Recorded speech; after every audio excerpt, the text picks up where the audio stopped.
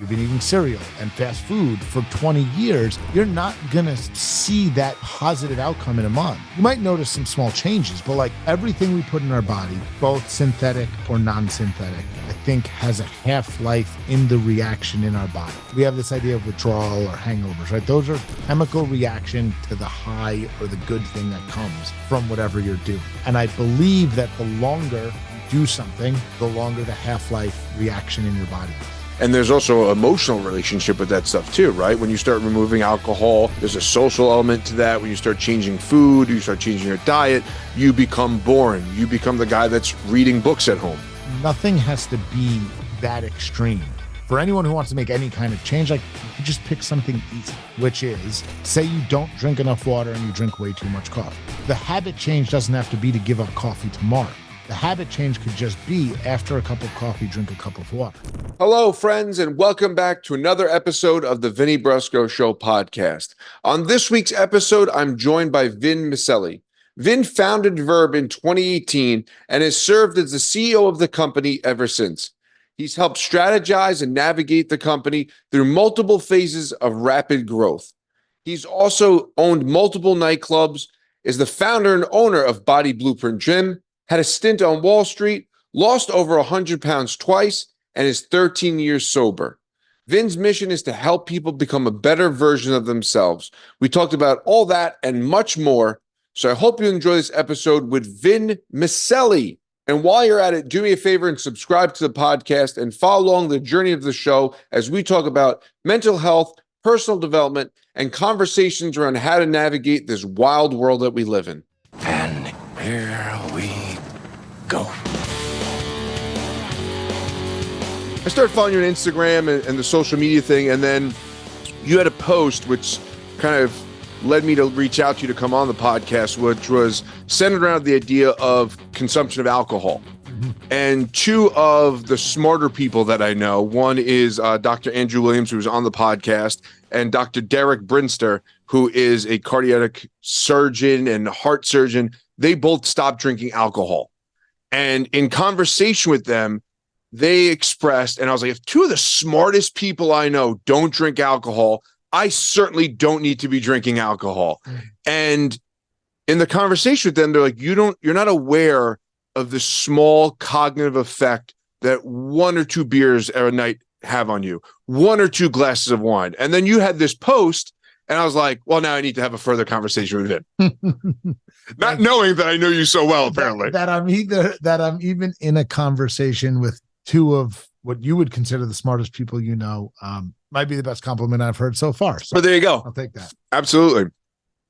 So what was your realization of that, and what kind of led you to that realization of alcohol and the consumption? Because obviously you're in the health and wellness space, but even being in the health and wellness space, we're seeing a shift outside of that culturally, where there is less consumption of alcohol. You have amazing companies like Athletic Brew and some non-alcoholic drinks coming out that lend themselves to giving you the fix of a beer, but without any of the kind of negative benefits or negative effects. Yeah. So my journey with, I'm going to lop drugs and alcohol in together. Sure. I would say is an interesting and long one, right? So probably like most people in lower Westchester growing up, I mean, we probably started drinking when we were 13. 14, yeah, right? in that world. 14. Yeah. And being so close to Manhattan, 13, 14 really quickly becomes 15, 16, using a fake ID to get into nightclubs. Sure.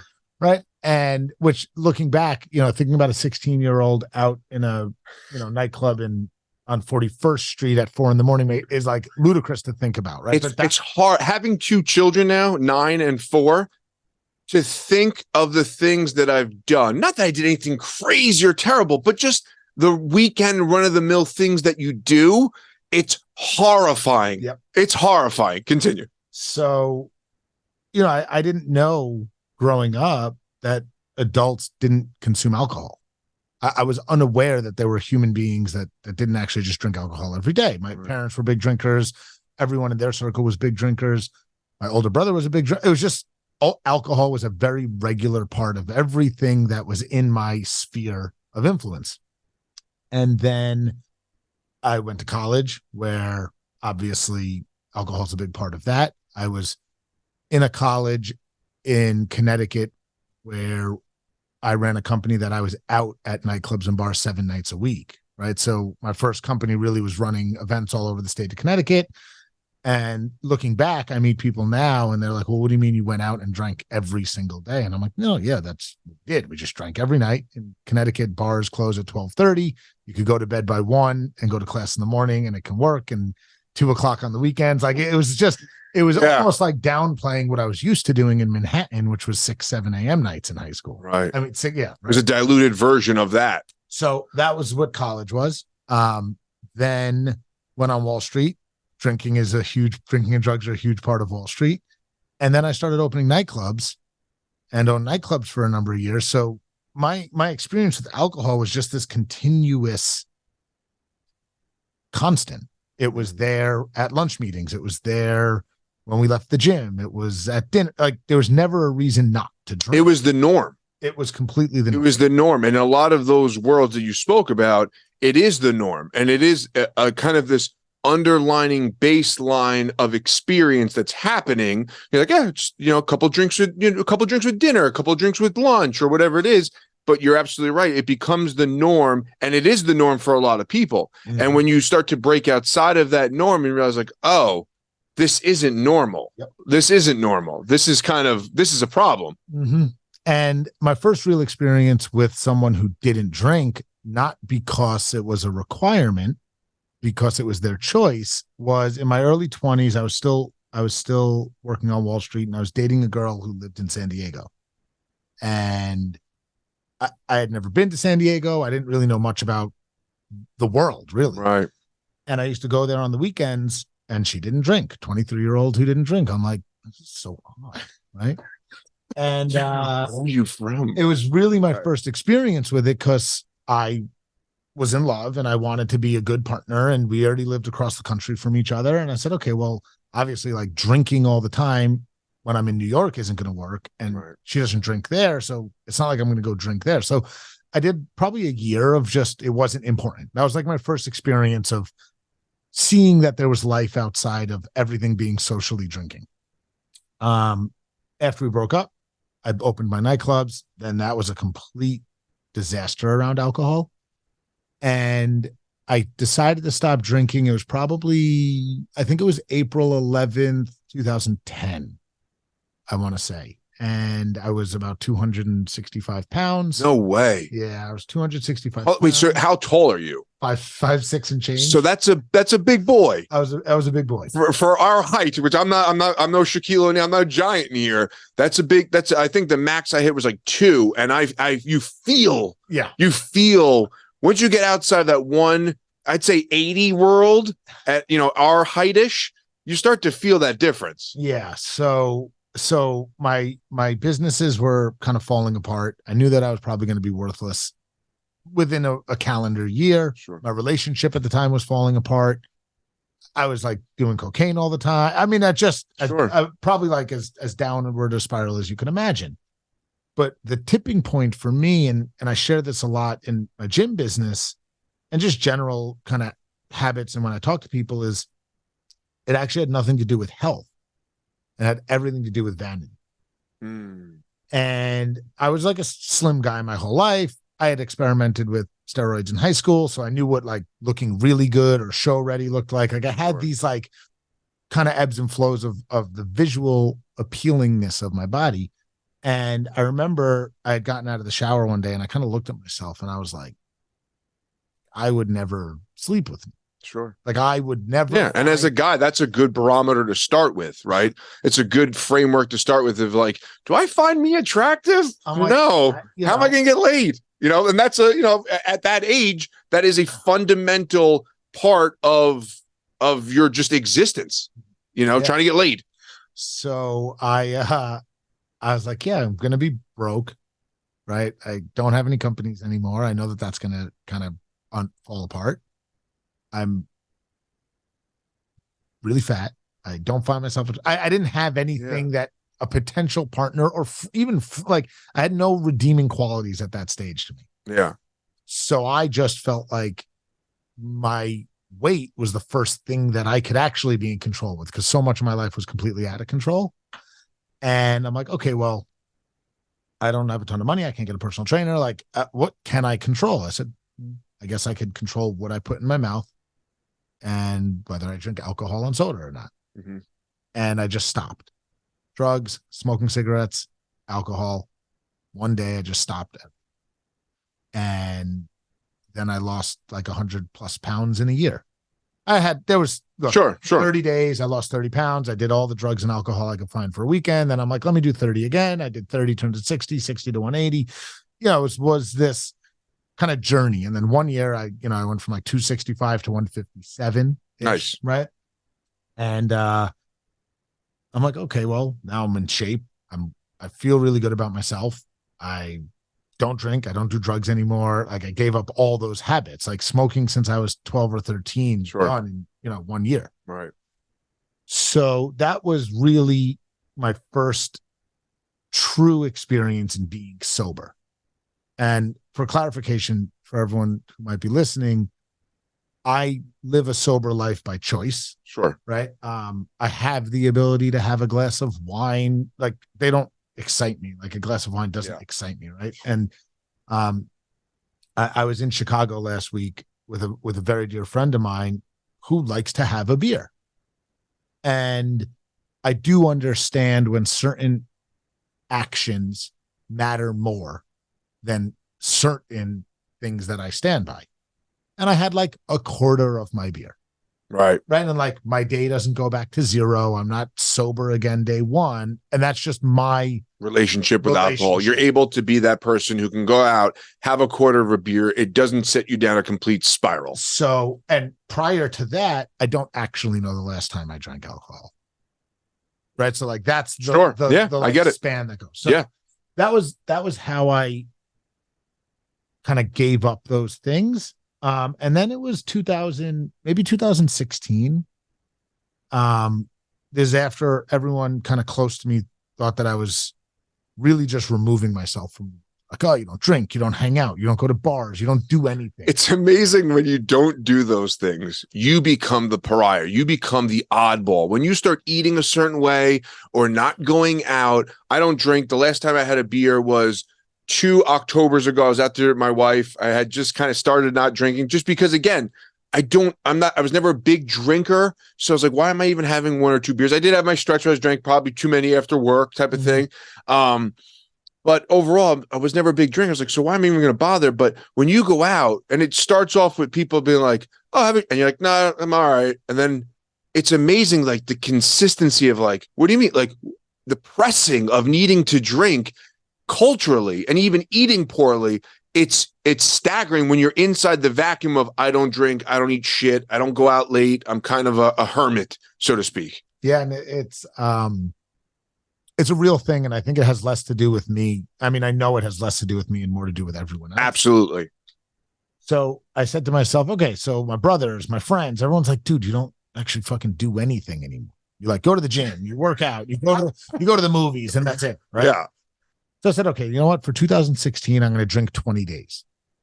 That's 1 day a month and special occasions. That was like the number I came up with, and I'd write it all down without really measuring it throughout the year. Just go out, drink, enjoy life, write it down, look back. It's amazing how you have to add the asterisk, enjoy life. Right. Like what you weren't doing, you weren't enjoying life. You were just enjoying your version of life.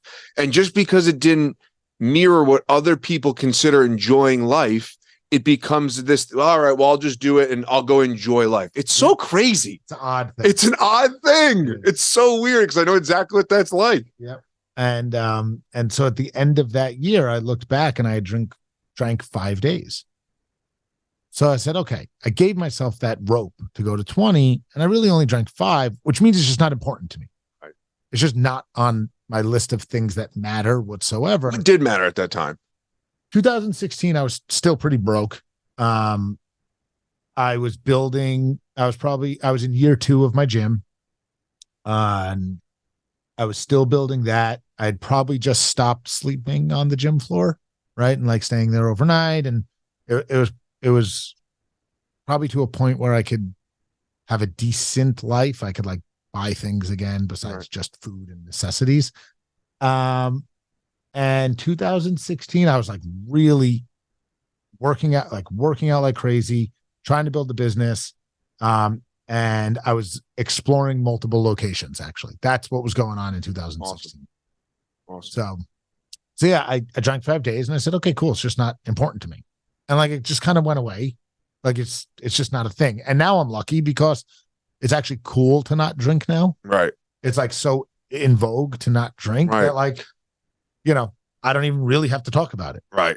Right. It depends on your circle of people that you surround yourself by too, right? So if you're around people that support you not drinking or know you don't drink or they don't drink, then it's a lot easier than, when I have conversations with younger guys who are in their mid-20s, who I work with a lot of younger guys, when I'm like, yeah, I don't drink, I'm up at 4, I'm doing my thing, like they look at me like I'm a fucking alien. But I also understand where they are. But I think it's important to also not just dismiss that, because had I known at 25, 26, 27 where I would be at 40, I would have a very different conversation with myself at those ages. I would have implemented so many different things that probably would have lent themselves to be more successful than needing to like audible it at the line of scrimmage now at 40. Yep. So it's weird how that becomes, it's in vogue not to drink, but it's also still very culturally pushed, and it's very culture appropriate, and it's very, very much the norm still. Yeah. And, I'll make a joke about us right now. To 23-year-olds, we're old. Yeah. Like we're old guys to 23-year-olds. Like if I was 23, 24, when I was on Wall Street, if a 40-year-old was giving me advice, I'd be like, shut up, old man. Don't break your hip, right? Like, but it's true. And I do think we are old, I guess. We're on the older side of the spectrum. So wow, that's weird. We have hindsight. Yeah. And to a 23-year-old, like when I was 23 or 24, I obviously thought I knew everything. Sure. So what could a 40-year-old ever teach me? It's not like they have 20 more years of experience. But did you have mentors and cool 40-year-olds in your life to even, or did you have cool mentors that weren't on a path of self-destruction? So I've never had a mentor. Mm. And this is a big thing that I talk about. It's why I think I enjoy working with younger people so much. And the people who were in my life that were older were all really successful on Wall Street, which lends itself to drugs, alcohol, and adultering. Mm-hmm. And then really successful in the hospitality business, which also lends itself to drugs, alcohol, and adulterant. Sure. So like as a 23-year-old, I was being shown this world that was the same no matter what you were doing. Now, I was in two very, I would say, wild industries. Sure. For the majority of my early career. So I got to see a lot of how that plays out. Yeah. Right. And you can only know what you know. And it's like, it's kind of a bullshit statement, but valid. If at 23, if I never met a 40-year-old who didn't drink every single day, how could I even wrap my head around that there were people that didn't drink every single day? Right. It's just right. Like, so yeah. When you think about what influences you as a person, those things, you can't fault someone for acting a way that they never knew. Of course, they could act differently. Of course. So, yeah, when you're again, what is it? You're the average of the 5 people you surround yourself by, like that old statement. And it's really about getting into a better room and being around better people. So what was that transition from those worlds to kind of where you are now, surrounding yourself with like-minded individuals and finding your tribe, so to speak, in your community? What was that transition like for you? So when my nightclubs imploded, most of my phone became worthless, even from my previous friends, in high school and college, mostly because I acted like an asshole when I had my clubs. But then on the other side of that, all the people I met while I had clubs, I was either paying, right, or I had some value to. So that was really interesting when I walked away from the hospitality industry, because I really was left alone. I had my brothers and I had my best friend Anthony, and that was really it. Like that, there wasn't a ton there. Spent a lot of years rebuilding relationships from college, from my fraternity, from high school, that were just important to me. And then in building my gyms, I just started to be around people that health and wellness was really important. And what I started to notice was that the caliber of person I found myself being around, that being sober and being healthy was important to, I felt tended to act a little more genuinely than others. Now, something else that I've learned, I'd say over the past 15 years, is some of the most honorable people that I've come across, some of the most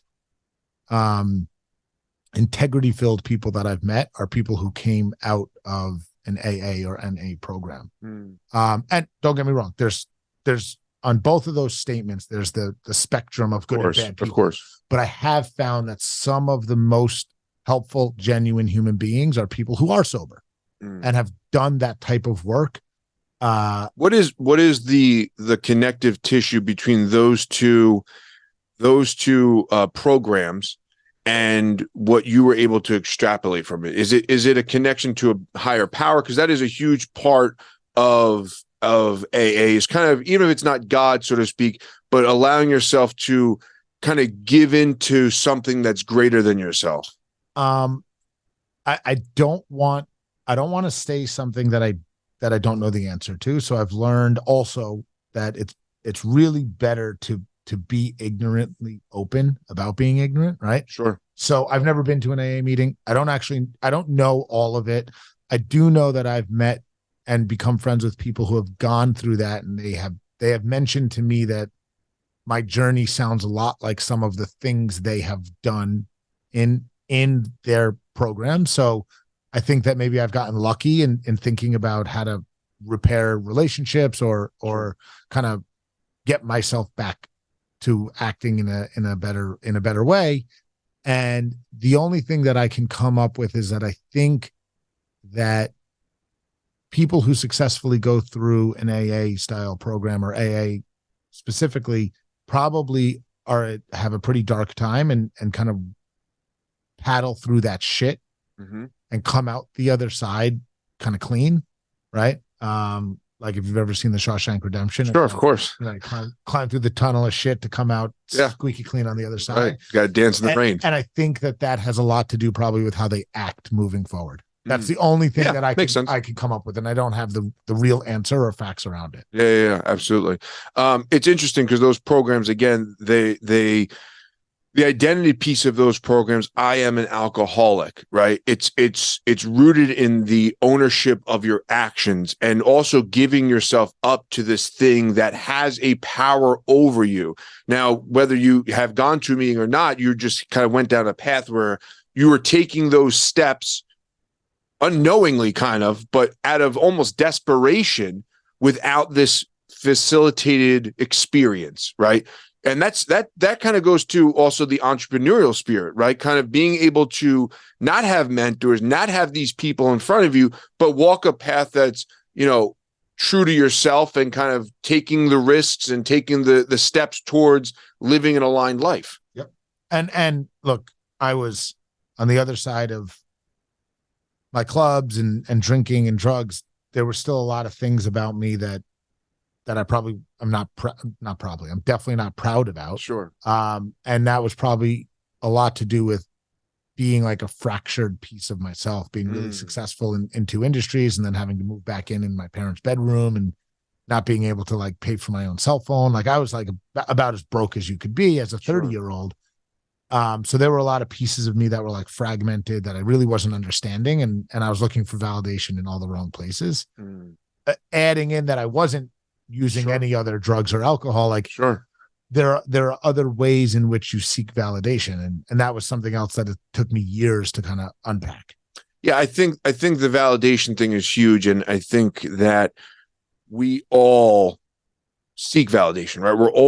That's one of the innate human needs, is to be seen, is to be seen and heard and ultimately unconditionally loved. Those are two things that I preach. It's so important for, you always want to be seen by the world, but it's really important to kind of see yourself, right? Did you do any meditating or journaling or any of that woo-woo stuff? I'm a huge fan of the woo-woo. So yeah, so I journal a ton. I mean, my technology company is actually built entirely on journaling. That it happens to be predominantly in the fitness space now, I think is a consequence of the market. Sure. But I think journaling is massively important, and whatever version of that works for you works. Yeah.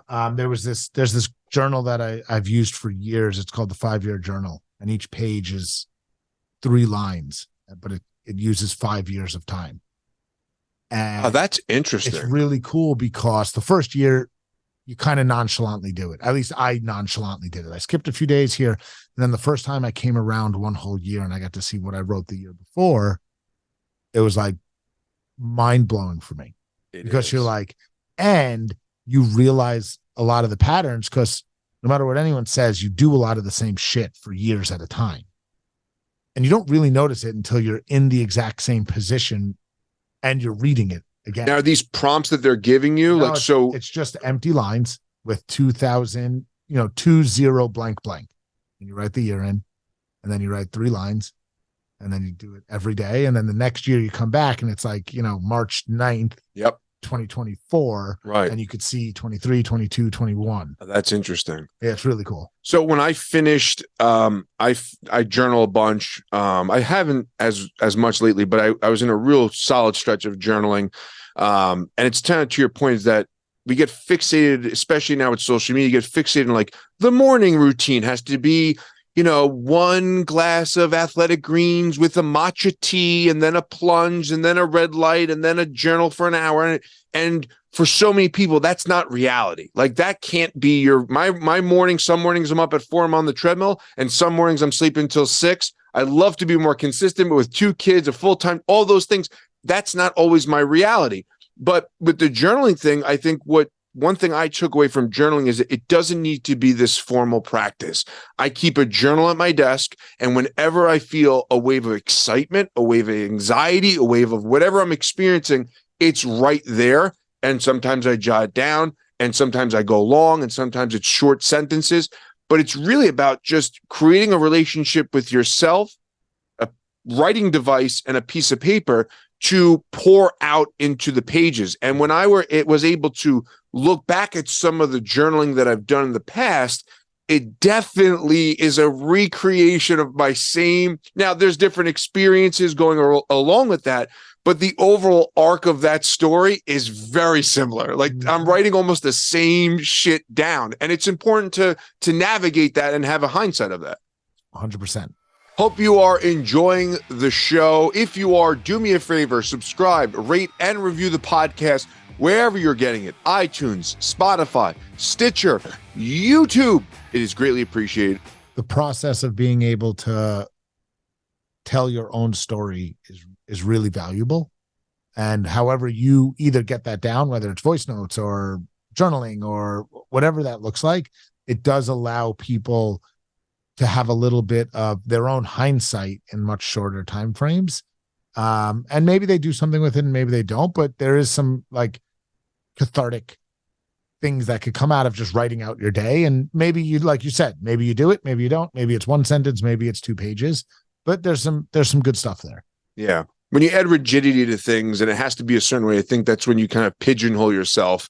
Kind of like the same thing with the consumption of alcohol, where you say like, it's not that I don't drink, but I don't drink, right? And that's the overall framework of what's happening. But there might be a day or 5 days or whatever it is where I allow myself to enjoy life, as you put it. But I think having that rigidity structure around things is where people get too tied up in anything. It becomes an obsession. Would you say that that's kind of how you've transitioned, is allowing yourself to be, it seems like you're hyper obsessed about things, and then you accomplish it and then move on. That's exact. I mean, so yes, that's literally how I do everything. And whether it's getting in shape, whether it's running a race, whether it's trying to get stronger or build a company or hit some sales or whatever that goal is, I try to put blinders on to everything. Sure. Until I get to like the 5-yard line, and then I'll start allowing stuff to come in and just I'm so close to that finish that I start to incorporate it. And then by the time I hit that goal, I've started to bring normalcy back in. That's how I get it. I get it. I'm pretty rigid. So like food is definitely my vice. Like I like doing food competitions. I could eat a whole pizza pie. I mean, there's food is definitely the thing that I enjoy. I'm super rigid with it unless I'm enjoying myself. Right. I am very rigid with. You count your macros? I count my macros. I need, but like, I'm just going to say you really need to. Like I did it for a stretch and it was probably one of the best shapes I've ever been in my life. And then you let a little bit go. For me, I let a little bit go. And then all of a sudden it's like, the horse is out of the barn. I don't have a body that can just generally eat and be in shape. And I've learned that a long time about myself, and being able to measure and generally look, I'm getting on a plane. We're two Vinnies from from the Bronx, short Italians. And our bodies don't lend themselves to be Vikings and just consume and be jacked. Yeah, I just got to pay attention to what I eat. And I just found that after 15 years of measuring my food, I could travel and get a rough idea, and I'll be within the realm of close. But if I'm home or I'm near a scale and I can prepare food, I'm weighing it. What's interesting is when I was measuring my macros and I was very diligent with it, I was shocked at how much I needed to eat. Like that was really the eye-opening experience with that, because I was like, oh, I eat a lot. And then when I was like measuring the macros and when it's actually nutritious food, that's the big difference. And you look at it and you go, I need to eat how much food? Like I can't even eat anymore. I'm full. But, again, based on the carbs and the protein, all that stuff. But that was the eye-opening thing. And now that I'm not counting macros and it's been lingering and it's been in my zeitgeist for the last month and a half, so it means I probably need to start doing it. It's that I'm like, oh, I eat fine and I eat well. It's fine. And I mean, a lot of shit. But that's where that difference comes up. Yeah, it's for me, it's a mandatory thing. Yeah. I just have to. It just keeps me. It's one less thing I have to worry about, and I don't even consider it that like measuring is work. Like for me, it's just off the table. Yeah, food. Yeah, I want to go back to one thing you said in regards to the vanity element that kind of caused you to go on this trajectory, especially with social media, everything. I think when I was doing CrossFit like 5-6 days a week, I was in very good shape in my world, or my version of very good shape, but all of my lifting, everything I was doing was angry. It was filled with like this piss and vinegar. And I was younger, and which I get it, but I didn't have a healthy relationship with the physique I accomplished. I didn't have a healthy relationship with the workouts I was doing. Everything was grunt work and grinding and gotta lift and gotta go. And as I've transitioned to a healthier relationship with myself, I've kind of developed a healthier relationship with the way I work out. I do a lot of Brazilian jiu-jitsu. That's kind of my major vice. I do a lot of running. That's my other thing. I don't lift a lot. I don't enjoy it. And I think it's important to find the health and wellness, but doing something you actually enjoy doing. Like I love to be bigger and stronger, but I don't want to lift. So yeah, right now it's jiu-jitsu and running, and that might shift one day, but it's about creating a healthier relationship with all that. Yeah. So what someone chooses to do for their 1 or 2 hours a day that they are active, I think ultimately doesn't have a huge different effect on their ability to be healthy. It has an effect on the vanity outcome. So sure. Doing Brazilian jiu-jitsu and running, you're going to have a little bit of a longer look to your muscle fibers aren't going to be as dense. It's just because you're not doing those movements. So like you can't expect to have like bulging shoulders and abs doing Brazilian jiu-jitsu and running like you did when you were CrossFitting, strictly because that's just not possible. Right. And, especially for CrossFitting or CrossFitters, there is that intensity to the movements, which is why the visual outcome is so drastic for people. And like CrossFit as a whole isn't an aesthetic program, but the byproduct of the performance is an aesthetic outcome. It's not stage ready aesthetic, but it's still very aesthetic from a Oh, yeah. general look, right? So that is something that I think a lot of times people don't put enough stock into what they want their body to look like. There are certain things you can do to have that outcome, right? So I'm training for an ultra right now, and I'm running. How many miles is it?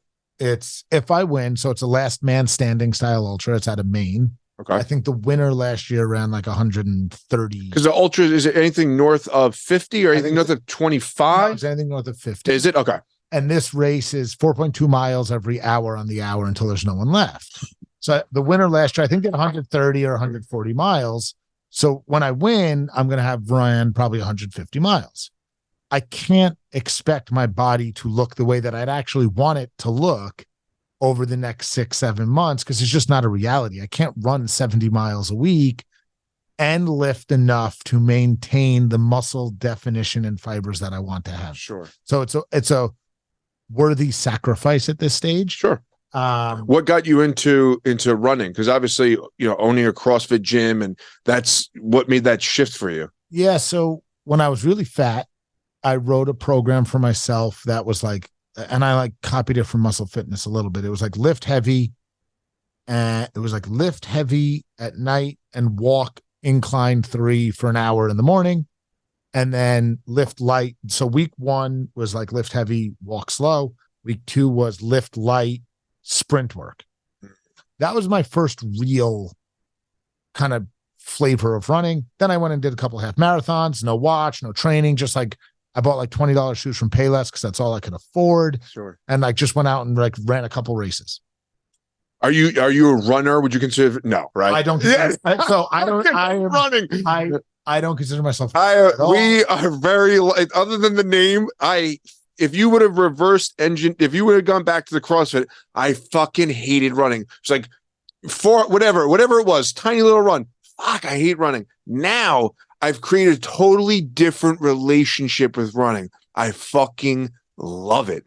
I don't do it enough, but I love it, especially trail running. You could ask my coach Tommy, who writes all my programming, would probably say that I love running. And maybe I do if I'm running 70 miles, 50 miles, 60 miles a week all the time. Either I hate myself. Own it. You love running. You love running. Myself, well, or I it's a love combination too. It's fine. So, that was my first experience. Did a bunch of half marathons, then started at my CrossFit gym. Running was always a kind of thing that we did. It was like, hey, let's go run a 5K. Hey, it's in class, whatever. Then Brian Mazza, my partner now, in the gym that we have, HPLT HQ, like he ran all the time. We ran together through town. Like it was just always a part of it. And and again, it's like the node to not drinking and being around people who think alike. You can go run with if you ever run with me, I sound like I'm dying no matter what, even if we're running slow. It's just the way I think my lungs work. But you could kind of have a great conversation. You could like really dig in some stuff. Yeah. Yeah. So it just became part of what was going on. And then I was looking for something hard to do this year. And I have this idea of like, put hard things on your calendar. And Nick Bear was talking about the last man standing race. And I'm like, well, I could fucking win that. How hard could that be? Like, so I just signed up for it. And I'm like, hey, Tommy, do you know how to write like ultra programming? And have you read Finding Ultra by Rich Roll? No, I haven't. Oh, I'll give it. Actually, no, I think it's at Agora, but I will get you a copy of that. It's a great book, and essentially that was like his shift and it's running ultra marathons, like 5 on 6 islands, the whole bit. But it's wild. Okay. It's wild. So I'll get you a copy of that. But it's a great book. It's a great read. So it just became, I think, a part of what I do. I'm like a super, super avid snowboarder. So if I could replace running with snowboarding every day, I would. Right.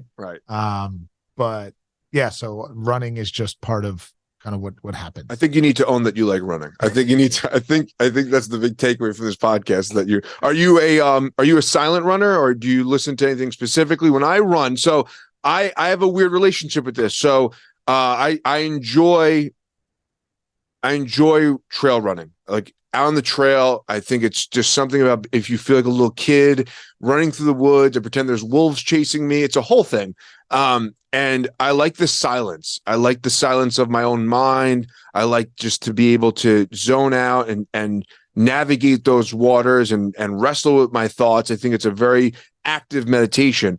But there are times, especially when I get on the treadmill, where I listen to a podcast or I'll listen to some Hans Zimmer or I'll listen to some classical music because or some jazz sometimes, but jazz doesn't lend itself as well. But it just allows me to still have that zoned out space, but also with like almost feel like I'm in a movie where you're running to this musical score through the woods of Leather Stocking Trail. It's a whole thing. It's a whole vibe. So I've gone through a lot of phases. I ran in silence for a long time. Then for a while I ran with headphones in that had nothing on them. Yeah. Which essentially silence, right? Then I started listening to really dense audiobooks that I would never read. Sure. Financial books and just like things that I would never want to read. Actually, I would just put those on and like hopefully that like information would just like get in my brain. Right. Did it?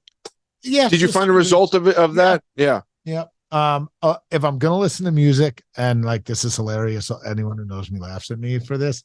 If I'm gonna listen to music and I'm outside, I'll listen to Taylor Swift. Oh, my daughter would love you. My daughter and my wife would absolutely big fans. And my pitch for that is that whether you like it or not is irrelevant. The songs are written to know them.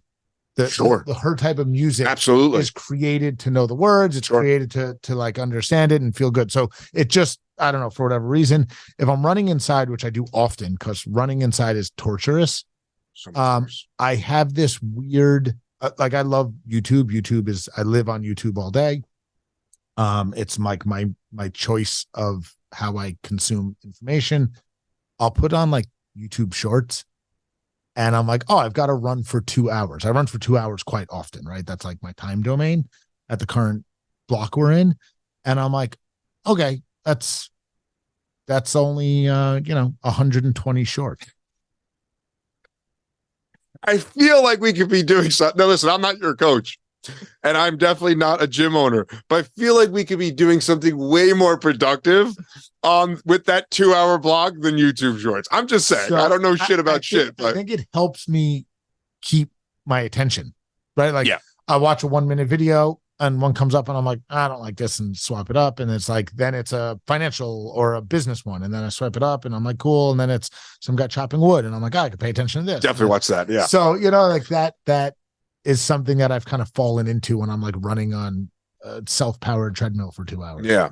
I want to talk about the Taylor Swift thing because it's funny. I have a buddy of mine who did some CrossFit coaching, Coach Adam, love him to death. And I was doing a bike little circuit. This was a while ago.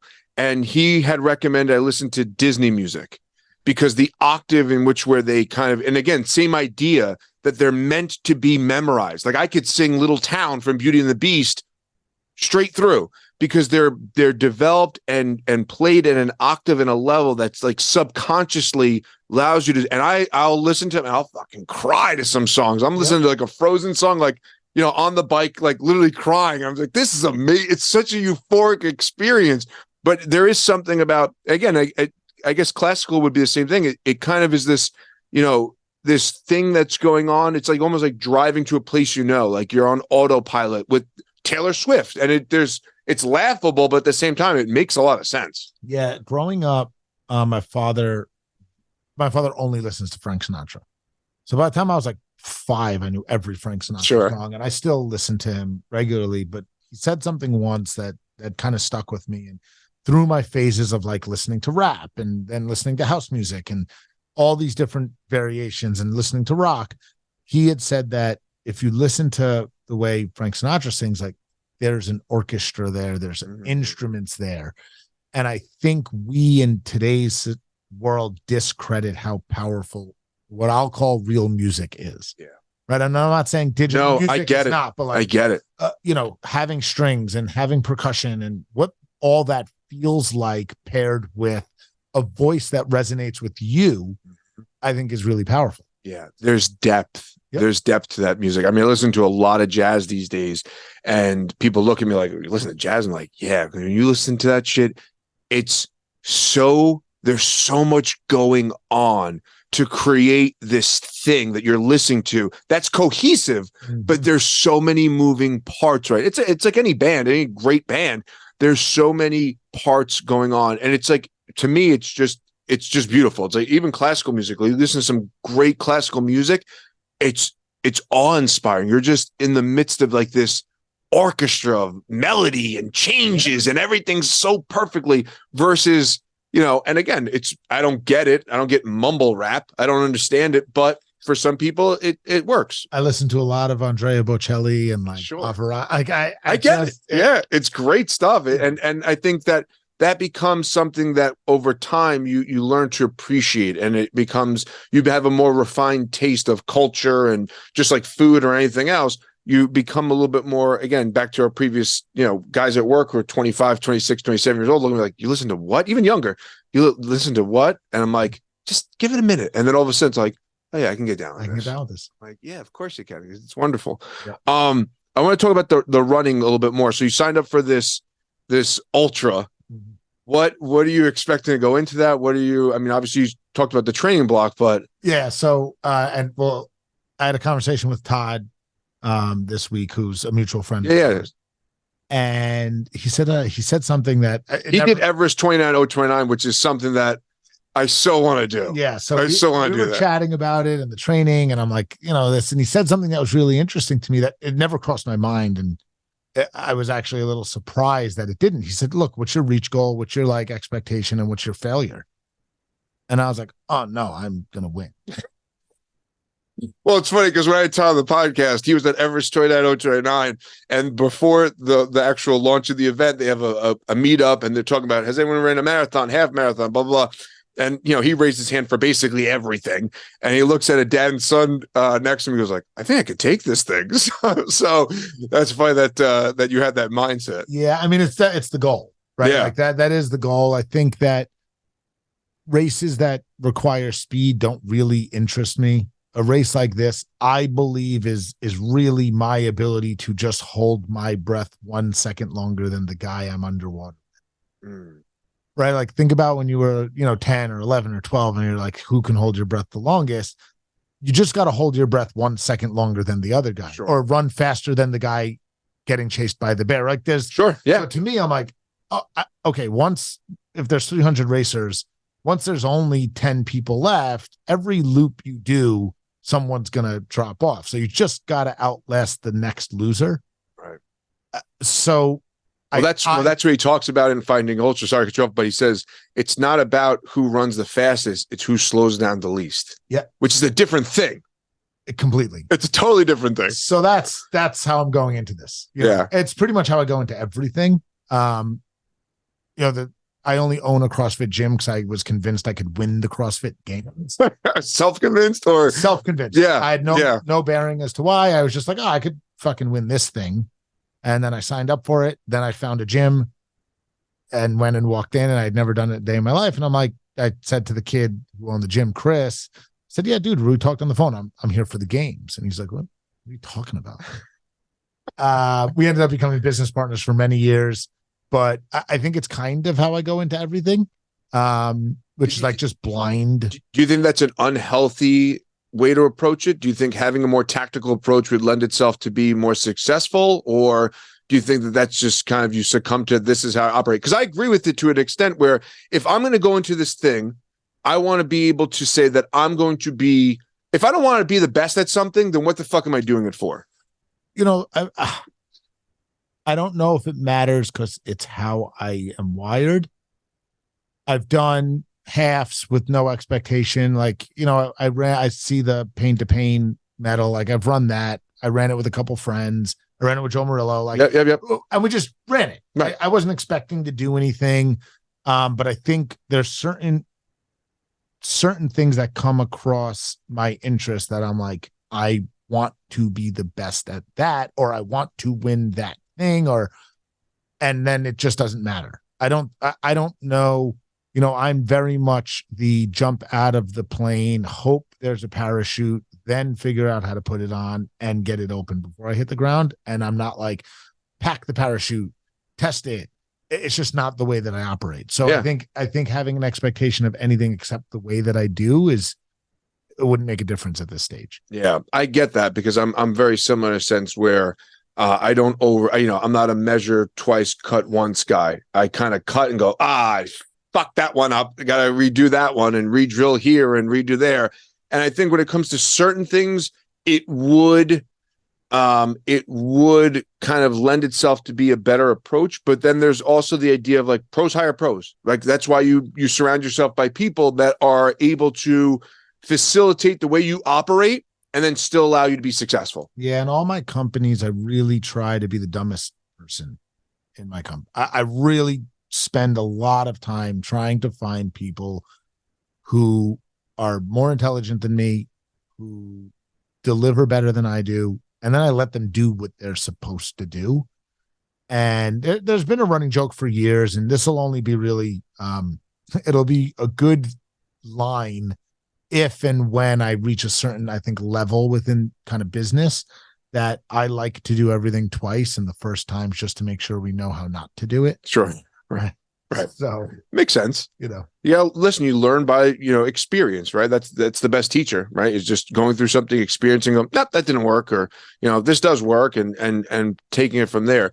I think surrounding yourself by those people is really important. And I think so many, going back to the idea of younger people, are not surrounded by people like a cool 40-year-old that's listening to this music and teaching themselves these types of things and reading. And, I think that's a really important thing to be the dumbest person in the room. And that takes a lot of self-awareness, but then also a management of like your own ego. Oh yeah. It makes it easy. It makes it easy for me because most of the companies I've started, I had zero prior involvement in that industry. So it's really easy to be the dumbest guy in the room. I built a gym. I had never trained a person. The first day right. So as right. Someone who took CrossFit before, the first class I ever taught in my life was the first day that we opened. Wow. And over the years, I've met really successful gym owners and people in the industry. And they're like, you're the exact person who should never open you're the guy who gives us all a bad name. You're the guy that has someone herniate their disc. I'm like, but right. am I? Right. But am I? Right. Right. My whole business model was like, okay, I had just, had 300 plus employees in my previous companies. I'm opening a gym. It's $5,000 a month in rent. And I got to pay Con Ed, which if you're listening to this, Con Ed's like the utility provider for gas and electric. Certainly is. So quite a monopoly that Con Ed has right now. My entire model was I got to babysit adults for an hour. And I've got to pay about $6,000 a month is rent and utilities. Every other bill I could figure out. Right. And I'm like, oh, how fucking hard. I could do that. I could make an adult who knows less than I do when it comes to fitness not blow out their ACLs. That was like the entire. That's the framework. What's your business model? Well, I'm going to babysit adults. I need to make $6,000 and not blow out a back. Like, right? Done. That was the whole premise. Listen, so yeah. So it was easy for me to be around people who were smarter than me because like I studied economics and finance. I did not know the difference between abduction and adduction. Right. And I still confuse them because why do they have to be the exact same word? Right. Right. So it's, and then, in building a technology company, I've never written a line of code. I don't know product design. I don't know how to create I didn't know how to create flywheels of purchasing habits within technology, so it was easy to, at least to me, it was always easy to find people who knew more than I did and just wanted to get in the boat that I was rowing. Yeah. Pros hire pros, Stephen Pressfield. Pros hire pros. Outsource what you don't want to do and outsource what you don't know how to do. Perfect example of this. I'm building a community space for guys, and I was putting up shelving. I was like, I'm going to put up the shelving. I'm going to do this. I'm going to do that. It's a lot harder to put up level balanced shelving with 4 drill holes with 2 kids running around. And I wanted to throw the fucking thing out the window. I'm losing my temper with the kids, but I'm keeping it cool. And I was like, I'm just going to pay someone to come and do it. Yeah. I'm just going to pay someone for all the stress, for all the frustration, for all the anxiety, all that's creating that. I'm wasting so much energy towards something I could be doing that's going to be productive. Let me just hire someone to come and do it. And the guy came and he did it in 10 minutes. That's it. He did it in 10 minutes, which would have been 4 days for me, 9 trips to Home Depot, and it would have end up costing me more. I think there's some. Hey guys, just want to take a quick break from the podcast to talk about something I'm super passionate about, and that is men's mental health. For those of you who may not know, I am a certified life coach, but I prefer the term journeyman for hire.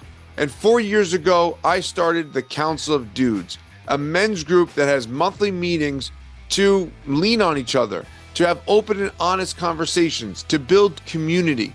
So if you're a guy and you're looking to find like-minded individuals to help you see your blind spots and point out some insights and perspectives they may have in their own life, head on over to vinnybrusco.com, click the Council of Dudes banner, and sign up and join the council. I think there's a ton of value in being able to do perceivably hard things on your own, but at some point you've got to weigh the return on that time. Putting up shelving, maybe in your 20s, made a ton of sense because you could kind of like build a little bit of a tough skin in that one.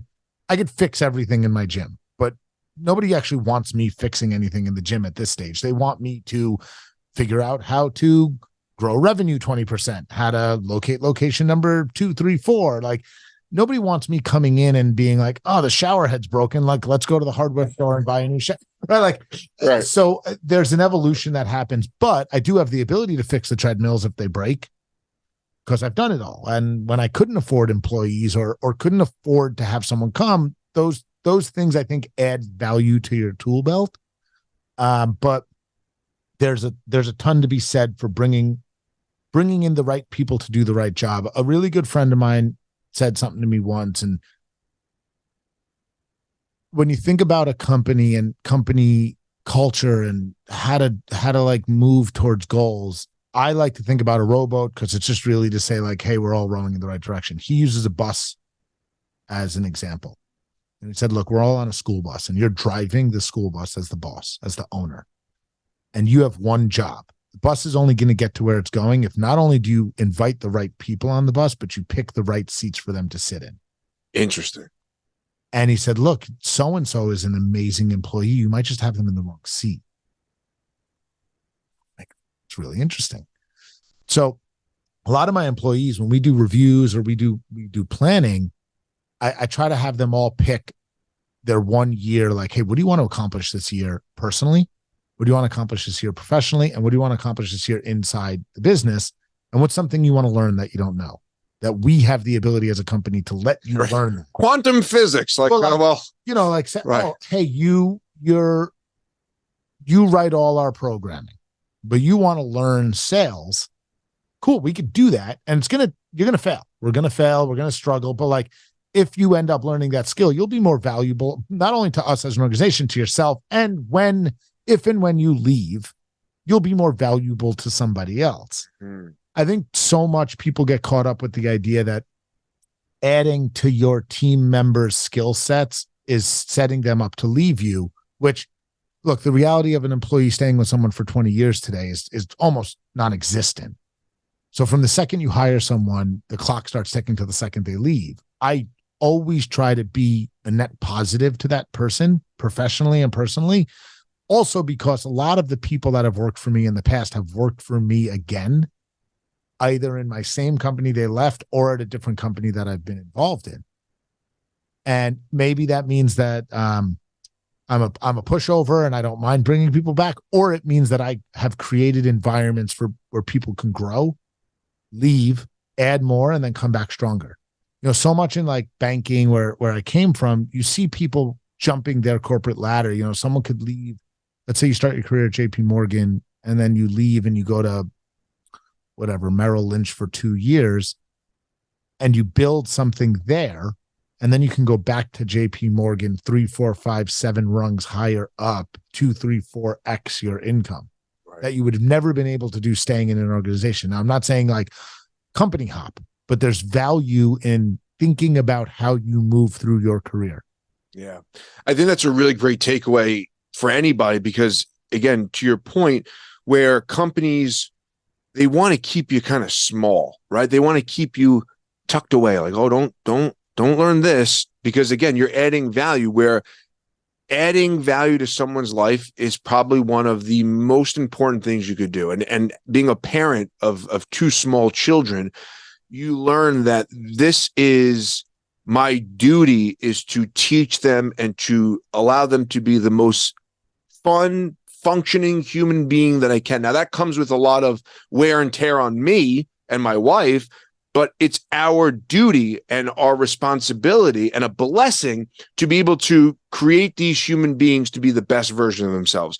But how many employees are in a position where they can do that, but they keep all the goods to themselves? They don't want to share. They don't want you to grow, because again, to your point, then you're going to leave the company. Big deal. If you're confident in what you could provide someone and you create a great community, then they will go out and they will speak highly of you. And then maybe that brings in somebody else. But if you have this narrow-minded approach to how you treat your employees, you're almost stewing in your own shit. Yeah. And I think there's a huge misconception that people who own companies are like these big, bad monopoly men, just like sitting home counting their millions. Right. And I do my best to really lift the skirt up in my organizations, in my 2 companies that I operate. And that's about I try to be transparent about what it actually takes to run a company and what it means to be the owner of that business, what that responsibility is to my employees and to my clients. And then what that value is for me, right? Like, the whole point of building companies and taking the risk to build them, which there's massive risk, is to create a freedom within your life. It's not only about getting rich. Look, getting rich is awesome and having money is great and not having to worry about bills is amazing. And I think everyone, if they work hard enough, should be able to put themselves in that position to feel that. It takes a ton of work. I mean, sleeping on a gym floor after mopping for 3 hours, I do believe that I warrant some amount of income from that. Now, on the back half of COVID, like, I'm the last person to get paid in my gym business specifically. And what I try to do in an organization of employees who don't really understand or haven't been taught, going back to you can't expect someone to know something they don't know, what it actually means to bear the responsibility of general liability insurance and workers' compensation and payroll taxes and, all the things that come around with creating an environment that can allow human beings to work for a living and support themselves. There's risk to that. So there is a pot at the end of the rainbow, hopefully for a guy like me. But in more cases than not, it's not. It's usually owners of businesses, small businesses, I'm not talking about these massive organizations, are making 50, 60K a year, working pretty thanklessly and just having they've created their own, let's call it minimum wage job that just happens to be theirs. So with employees, when I try to help them grow, I believe pouring into their cup more will benefit me, my own selfish interest, which is not only income, but it's also fulfillment. I get a ton of fulfillment from watching people grow professionally. And I believe that in doing that with people on my teams, that will pay back tenfold for everyone.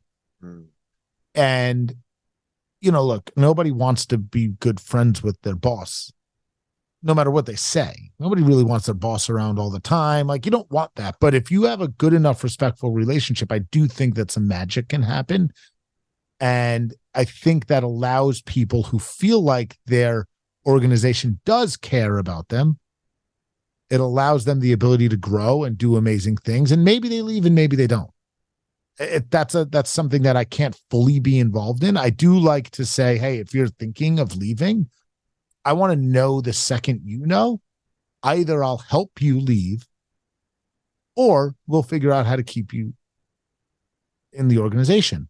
And it's worked, I'd say 95% of the time. Someone's like, hey man, like it's starting to like creep in that I think I want to do something different. I'm like, okay, cool. What's that look like? A month, 6 months, a year from now? What are you thinking and why? And in a lot of cases, I've helped people negotiate their new offers at new companies. A lot of times we've figured out a new role. We've removed the puzzle pieces for them within their own organization, and it's worked out.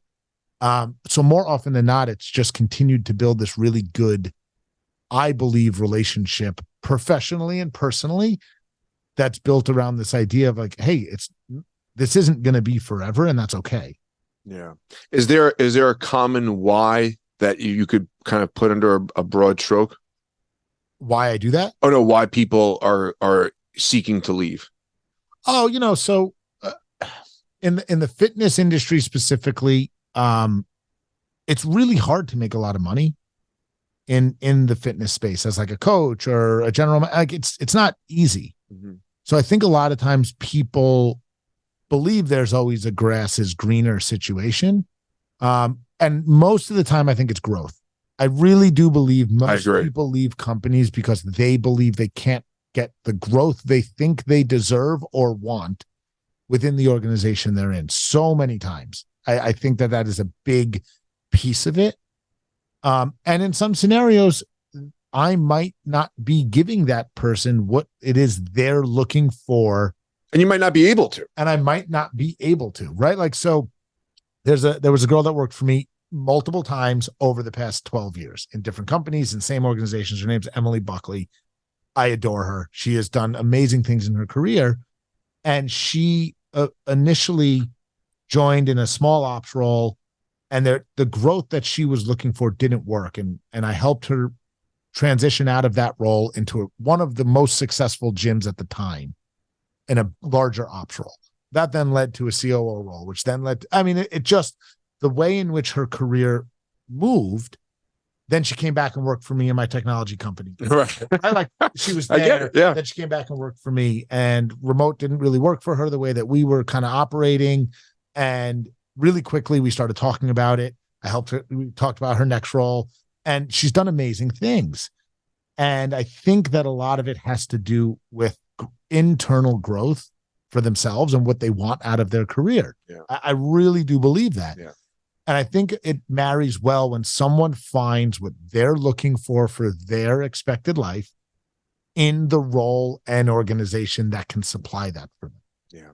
It's funny because so much of those years in the 20s, it's adhering to a certain cultural norm and expectation of what life should look like, but not what life should feel like. It's what life should look like. It should be, you should be married, you should have the kids, you should have this amount in your account.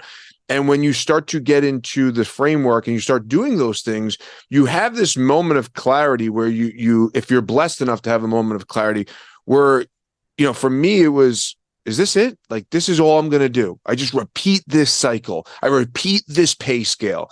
And then you look around, and if you're not looking at the guy ahead of you and saying, I want to be that dude. Same thing with the ultra. If you don't want to come in first place, then what are you doing it for? Right? If I don't want to be my boss, if I don't want to take his job, then I'm on the wrong path.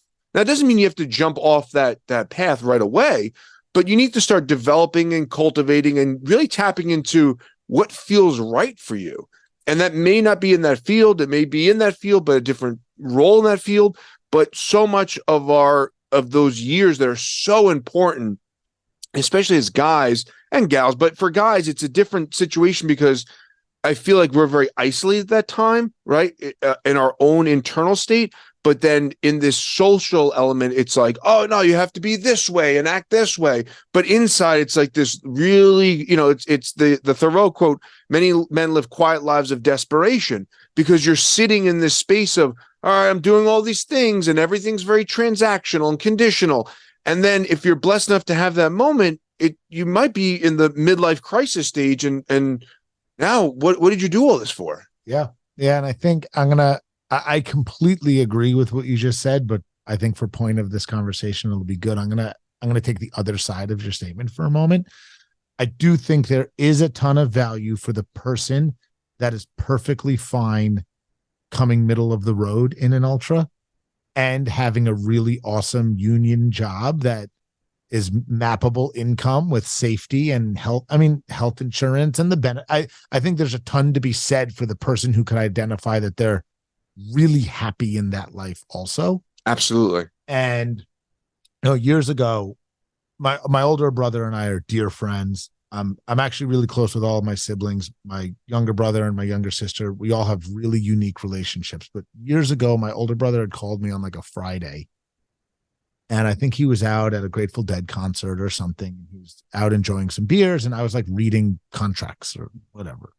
I was doing something that a normal person probably wouldn't ever think about doing. He's like, dude, just don't understand. Like, do you ever enjoy yourself? And I'm like, I'm actually enjoying this project that I'm doing right now.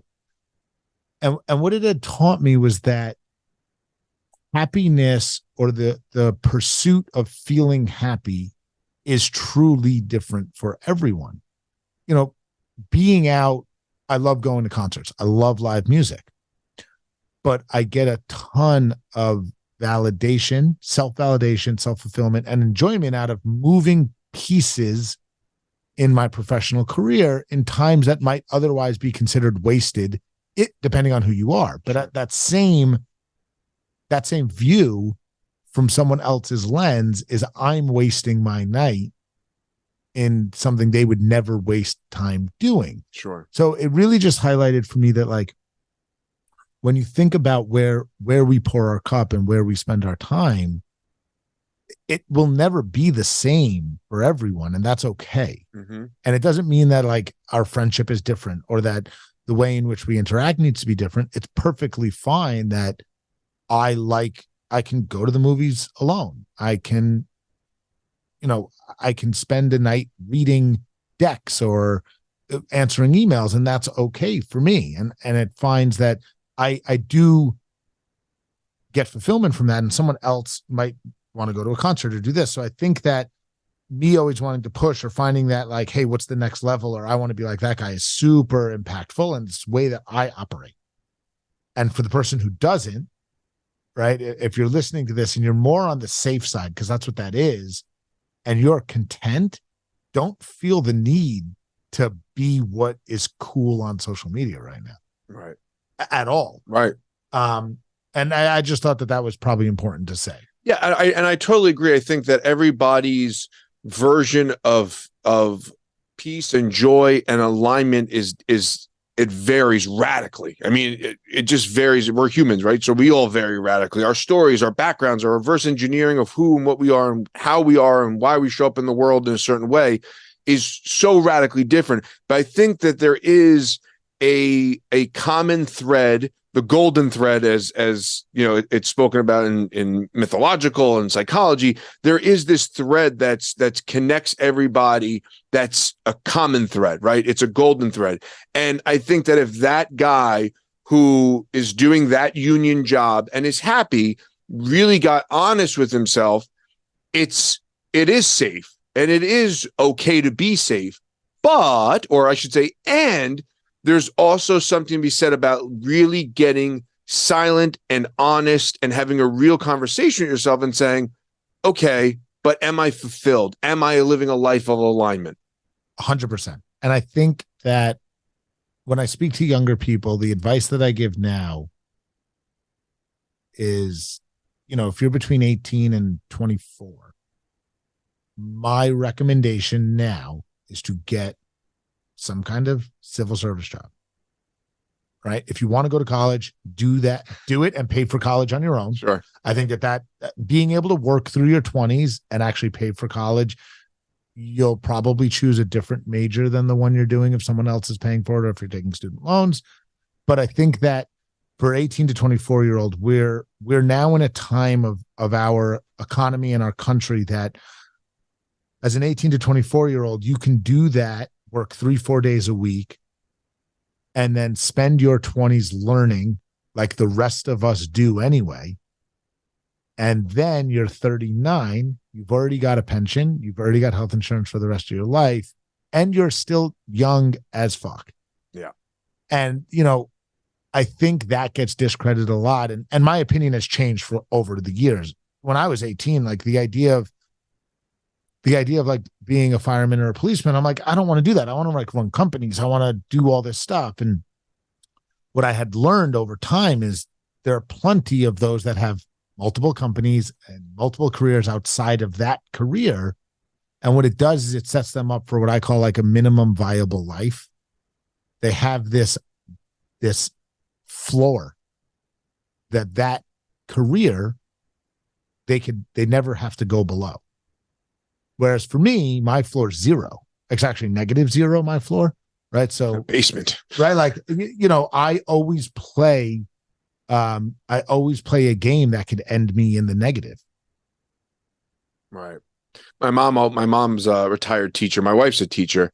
And my mom always would say, you know, those jobs, you'll never be rich, but you'll always be set.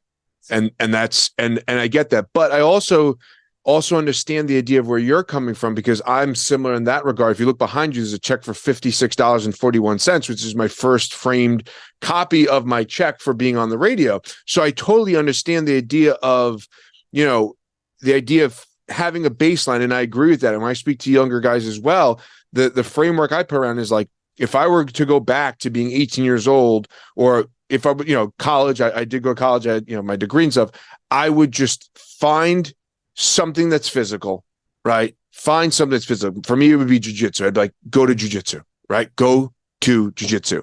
I would get so serious about the thing I enjoy doing, which is psychology and philosophy and those things. And lean into those things. Don't lean into the bullshit. Don't lean into, you know, the going out and drinking and having to stay up till 2 and get the bacon, egg, and cheese and the Gatorade to just kind of get back to being somewhat normal. You know, I would lean to the things that you really enjoy doing. But to what you're saying, and to your point, have a foundation, have something that is. But my question to you is, would you be able to be as successful as you are if you weren't playing that game with yourself? If you knew you had that parachute that was checked off, all the pieces are there, the backup parachute, it is going to work, would you still jump out of the plane and be able to be as creative as you have been throughout your career? It's a really good question. Me, probably not. I think for like my personality type, I don't think so. But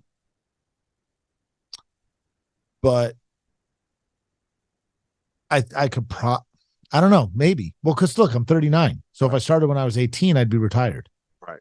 But would you be in a place where you've developed everything that you've developed to be where you are? Absolutely not. Right. I mean, you know, I was fortunate to be able to travel the world and sit in rooms I had no business being in, listening to investment theses and, you know, building developments around the world, or bringing money into, like, I was around these things that having a stable job, let's call it 3 days a week, would probably have limited me.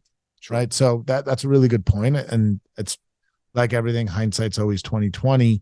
But at the same time, you know, I was bankrupt when I was 30. Sure. So that swing probably wouldn't have happened. It probably would mean that we wouldn't be sitting here today. I mean, it's sure. Hard I love the butterfly effect. Right. I love that stuff. It's hard to regret. You can be regretful about decisions, but it's hard to truly regret anything, because unless you fully hate your life, if you wake up and you just hate everything, then yeah, it's easy to say like, I regret all these decisions. But if you wake up and you've got 2 legs and you can put food in your mouth, and generally your life is more happy than sad, it's hard to have any real regret for all the good and bad that has gone on, because otherwise you'd be a completely different person. Yeah. But I think it's so easy to get caught up in that state of lack, right? Especially with social media. I mean, behind you's one of my favorite quotes, comparison is the thief of joy, right? Teddy Roosevelt. When you look at social media and you see the guy that's doing whatever, right? Whenever, however, you don't see all the things that are going on behind that. It's so easy to feel lack, to feel depressed, to feel anxious. And culturally, that has become our baseline. Our baseline as a culture has become anxiety, We live a life of constant entertainment, constant scrolling, constant, input. And it's very rare that people get really still and really silent. And for me, it's been meditation and sensory deprivation and those modalities. But I think that people get so hyper obsessed with doing and anxiety, and that's become our baseline. As you were talking, I was just thinking about something that I'm on my phone all the time. Sure. I mean, I'm like, it never stops. And I'm like sitting here and I'm thinking to myself, man, I really wonder what like leaving my phone home for a whole Saturday for an entire month would feel. As you're talking, I'm like, we aren't always attached. And, like I leave my phone in my car sometimes, or when I'm on a run, if I'm running outside, you don't really get to use it. So there's that time away. But that was just an interesting thing that popped into my head. Like, I wonder what that would feel like, and what type of creative ideas or what kind of self-reflection happens. Yeah, because I mean, let's talk that out. You're saying a month. Yeah. Like for a month, every Saturday, that's it. You just don't use your phone. Right. Well, you're still using it Monday through Friday. I'm talking about I thought you were saying a month straight of no phone. No, because your business, obviously you have businesses and things that you need to. Yeah, like my assistant would have to answer all my emails, right, and I could use my email, and I would give rules around it. Sure. Which is something that I could easily figure out. It's like, Monday through Friday, 9 to 5, I could use my computer and I could answer emails and, answer text messages on my computer. But then having no phone, what does that actually look like? Do I need an office phone? Like you could probably work your way around. Right. And but you think about weekends, or, you use your phone for an hour in the morning and then you leave it at home. What type of reflection could happen? We are so. Well, there's always that opportunity to do that, right? Like, so when I'm online anywhere, I do my best to not be on my phone. Yeah. If I'm waiting for 5 minutes, 10 minutes, 15, wherever I am, I do my best to not have my phone out and just observe. And having two small children, you get really, really creative, but they're in the car. We have a DVD player in one of our cars. They have the iPad. Dad, let me see your phone. And I remember being a kid and like racing raindrops. Remember, like it'd be raining and you'd be racing them, or you'd like watch the moon follow you.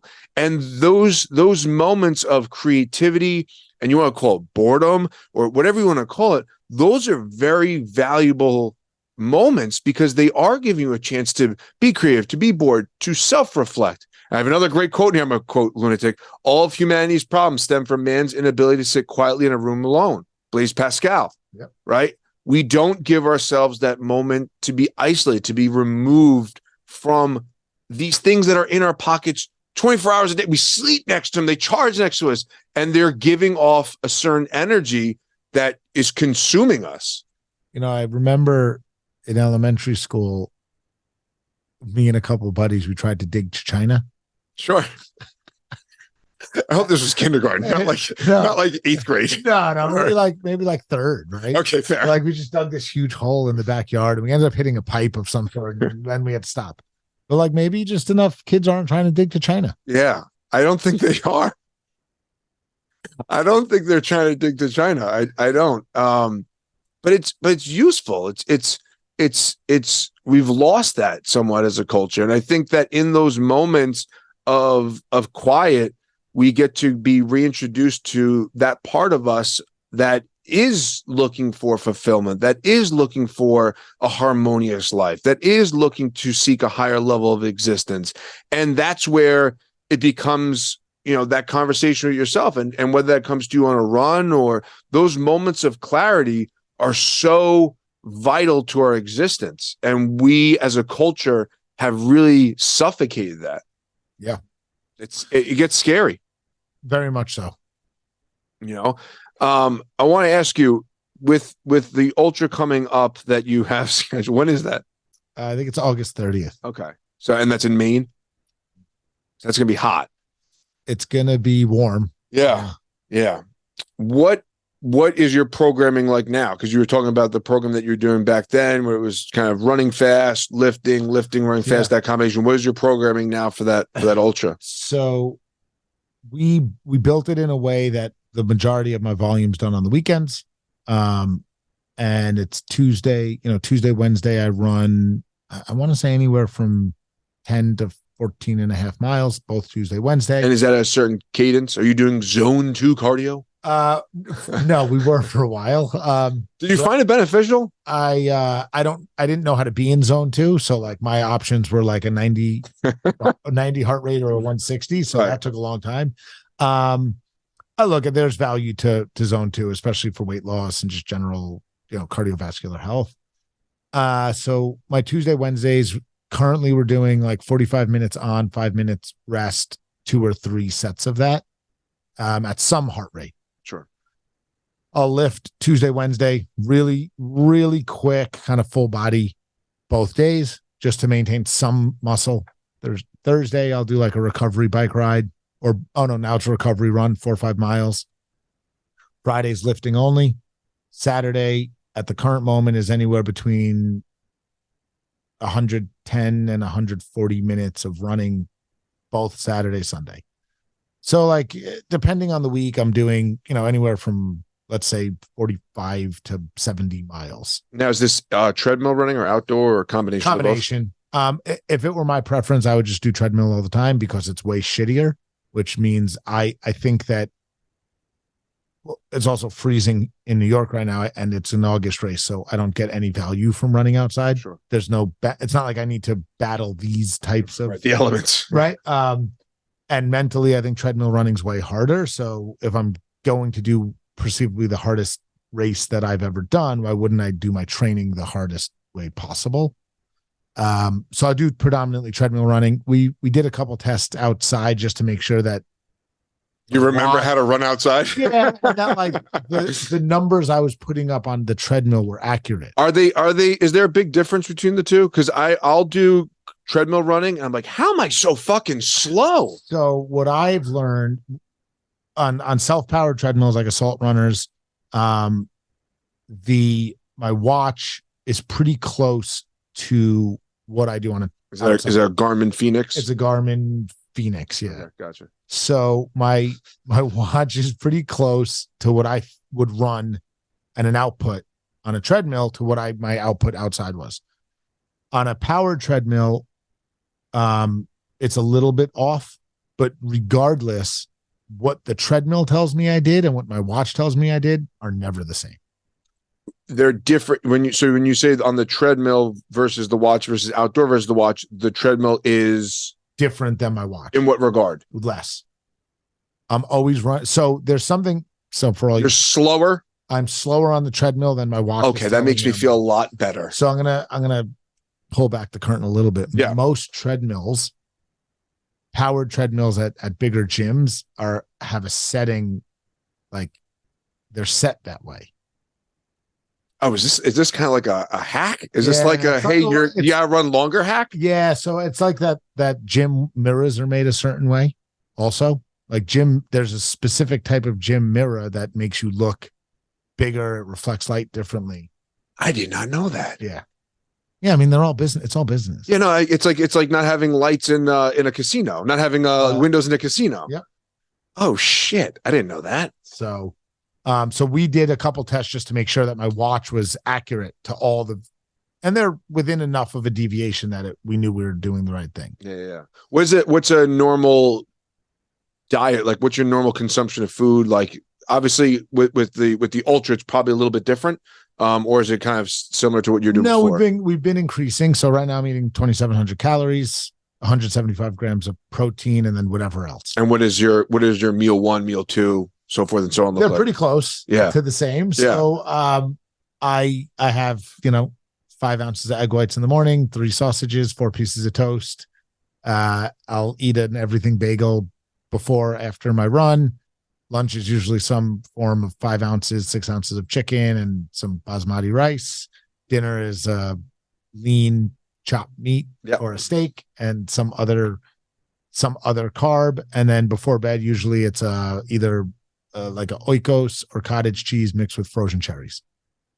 It's pretty. I mean, I'll pick here and there, and then I'll kind of backfill my day. I really dislike hitting my calories and then going like not going to bed hungry, but having none, I find that I leave too much and I get to like do a little bit of binging at night. Sure. But still hit them. Yeah, the calorie thing is weird, man. I have to get back to the macro counting because, again, it's been in my zeitgeist and it's been talked about way too much in the last little bit. And I know that that's really where a big difference happens. If you're somebody that it works for, it works. If you don't need to, I wouldn't recommend it. I think it can create an unhealthy relationship with food. But like for me, it just keeps me moving in the right direction. I put weight on really easily. So for me, it just works well. And if you find that it works for you, then yeah, I mean, even if you're generally close, it's still better than not.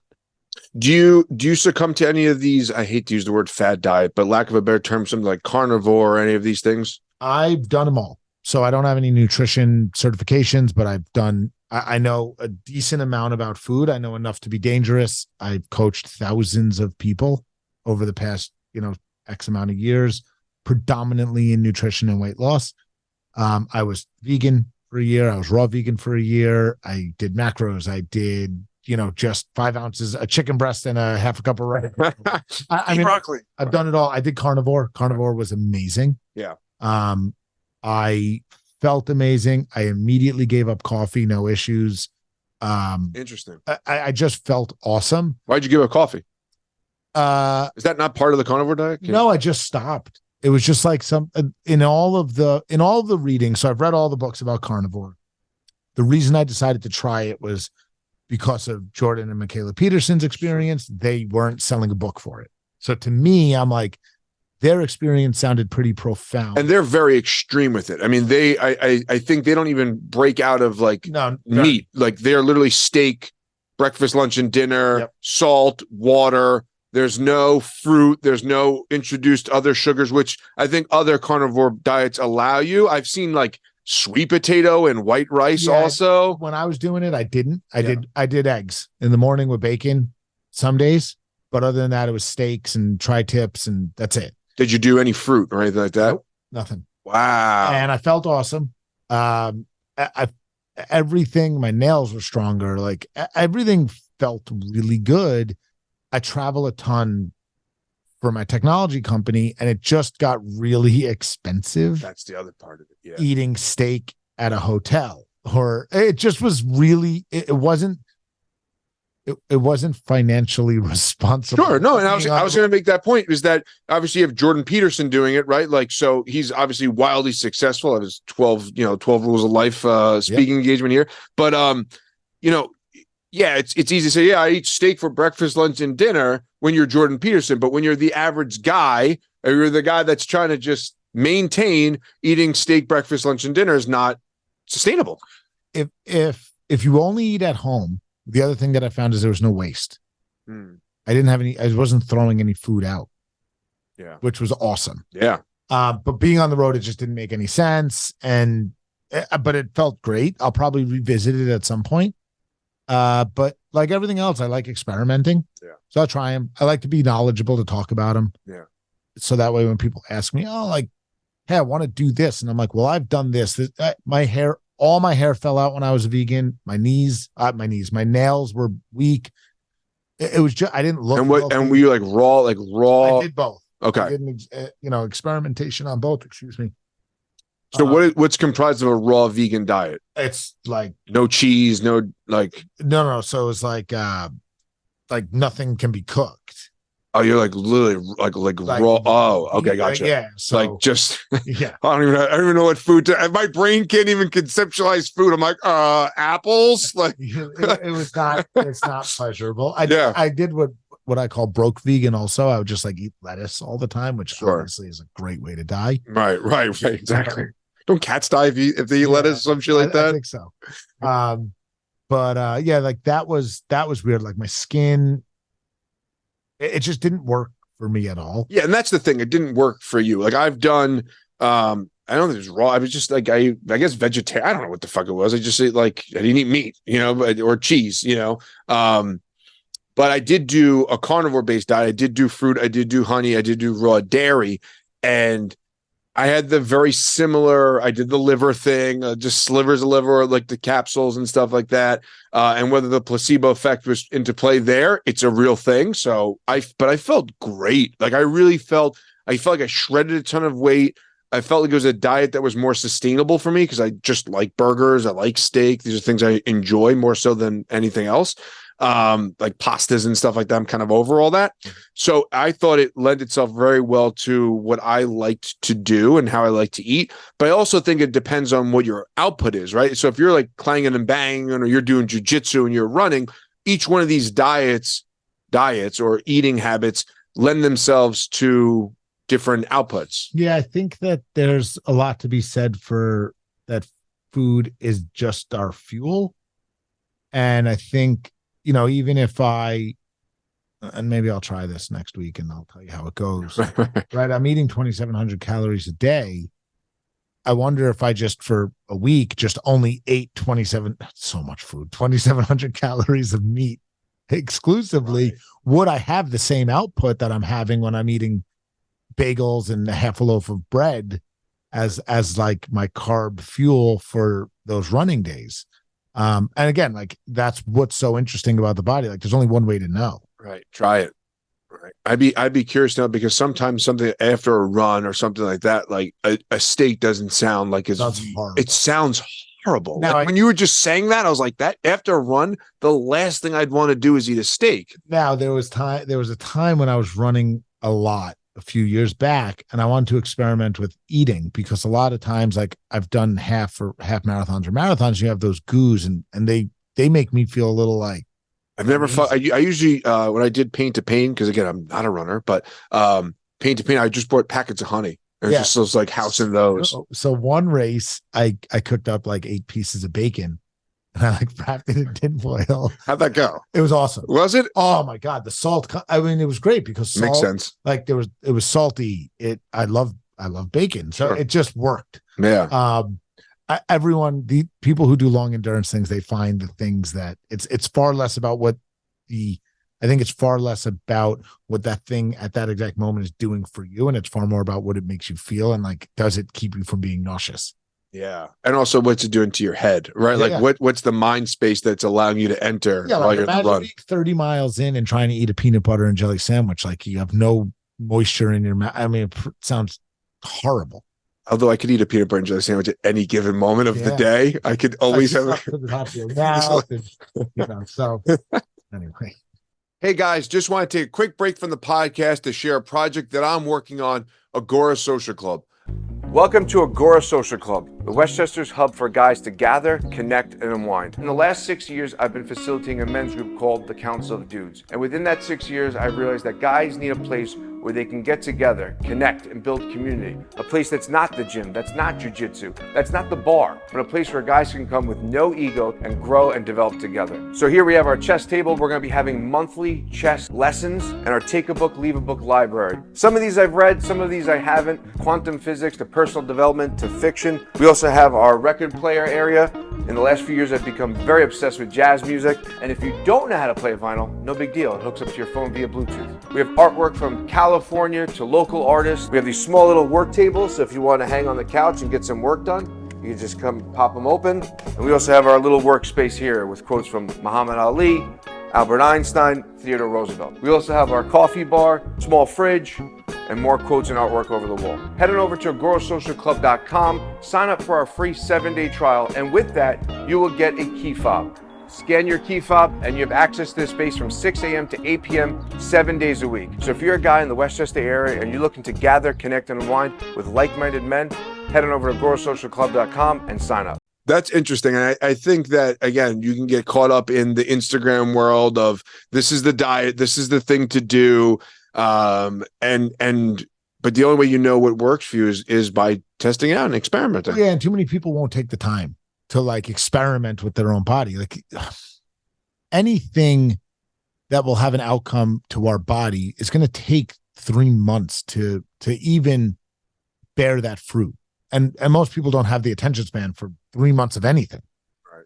So often we follow what's being shown to us because we don't want to take the time to learn what works for our body. I call it the tree theory, that if you had two trees in your backyard and one was there, for 200, 300 years, and one got planted with the person who owned the house before you, maybe it's 20 years old, the 20-year-old tree is going to be way easier to pull out, right? It's only been there 20 years. The roots are smaller. It hasn't been there that long. The 200-300-year tree is going to take a ton. So when you think about our body composition, a lot of times our body is actually a result of 20, 30, 40 years of decisions. And if you think about fat cells, like there's going to be fat cells on our body that have been there forever. So the idea that itself, the theory is that, they say you lose weight from the extremities to the core. You gain weight from the core to the extremities. So that means that like belly fat, the stubborn belly fat, they call it, has been there the longest. Makes sense. And again, I have no scientific. No, but it makes sense. I mean, it makes sense, right? Like the baby fat that you have, your little pudgy little baby. It's been there 30 years. Like that is like stuck to us. Right. And again, it's a complete theory. And I'm only basing it off of really trees. Right. So there's something to be said about nature, and it recreates itself in many different forms. So I think trees is a good barometer to take this bro science and apply it. So the next year is going to go by anyway. Imagine if you spend a quarter, which for anyone who doesn't know what that is, it's it's 3 months. There's 4 quarters in a year. Each quarter you just do a different nutrition discipline simply to learn what the outcome of your body and reaction to your body would be. You'd probably end that year, one, fitter than you were or healthier than you were. It's not always about looking and being fit. It's about being healthy as well. But you'd also learn a lot about what works and doesn't work for you. In doing carnivore, I just don't eat vegetables anymore. Done. Because vegetables, I'm like super gassy. I get really bloated. Do you eat them now? Nope. They're just done. I just don't eat vegetables. It's funny because when I did the carnivore thing, loved it, felt great on it, got some blood work done, because my wife was like, listen, if you're going to do this, I just want you to go ahead. And I drink a ton of coffee, and she's like, I want you to go ahead and get your blood work done. I hadn't done blood work in like years. Went there, came back. They're like, yeah, whatever you're doing, just keep on doing it. Your cholesterol is perfect. Your blood pressure is perfect. I was like, I have 4 cups of coffee before I got here. They're like, just keep on doing what you're doing. Just whatever you're doing, it works. Testosterone was fantastic. Mm-hmm. Everything was great. So, okay. But then obviously you start introducing like, I'll have a little bit of rice. And then I'm the type of guy that's like, now we're having 4 loaves of pieces of bread, sourdough bread with butter at dinner. Yep. But to what you're saying is, if I'm understanding it correctly, the idea of the food being the fuel, but you have to kind of see what fuel your body works off of the best, and then give it the time to kind of grease the lines a little bit. I'm going to say something that I think might get me in trouble, but we are the only species on the planet that we are told we are the same. But it's impossible that there can be 35 to 40 types of dogs and 50 types of cats and different sharks and different ducks but humans are all identical. We've been taught that we're the same, even though everyone knows that we're different, right? Like I'm Sicilian and Napolitan. There's certain traits that I have that you might not have based on being Italian. Right. And we're more alike. Probably. Hello. We're more alike. 2 Vinnies in the shed. Right. Exactly. We're more alike than someone who was born in Japan and someone who was born in Cape Town and someone who was born in Alaska. Sure. Right. And we've been pigeonholed to believe that humans are all identical. And I think we're anything but. I think the beauty of humanity is that no one is the same, and no nationality or race is actually the same. We all have different qualities. We all have different strengths, and we all have different minuses. And I'll make fun of myself so that people could understand. The running joke is that Italians are short because we've had hundreds of years of incest in small villages. Right. So in a village with 12 people, like there's not a ton of choice. So like my aunt's sister is probably somewhere along my family tree. That's why we're just generally shorter. That's like the running joke, right? And I didn't even know that. Right? I didn't know that was a running joke. And so how is it that if we're all so different, we're all expected to eat exactly the same? Right. And the invention or creation of agriculture is only a couple hundred years old. That's new.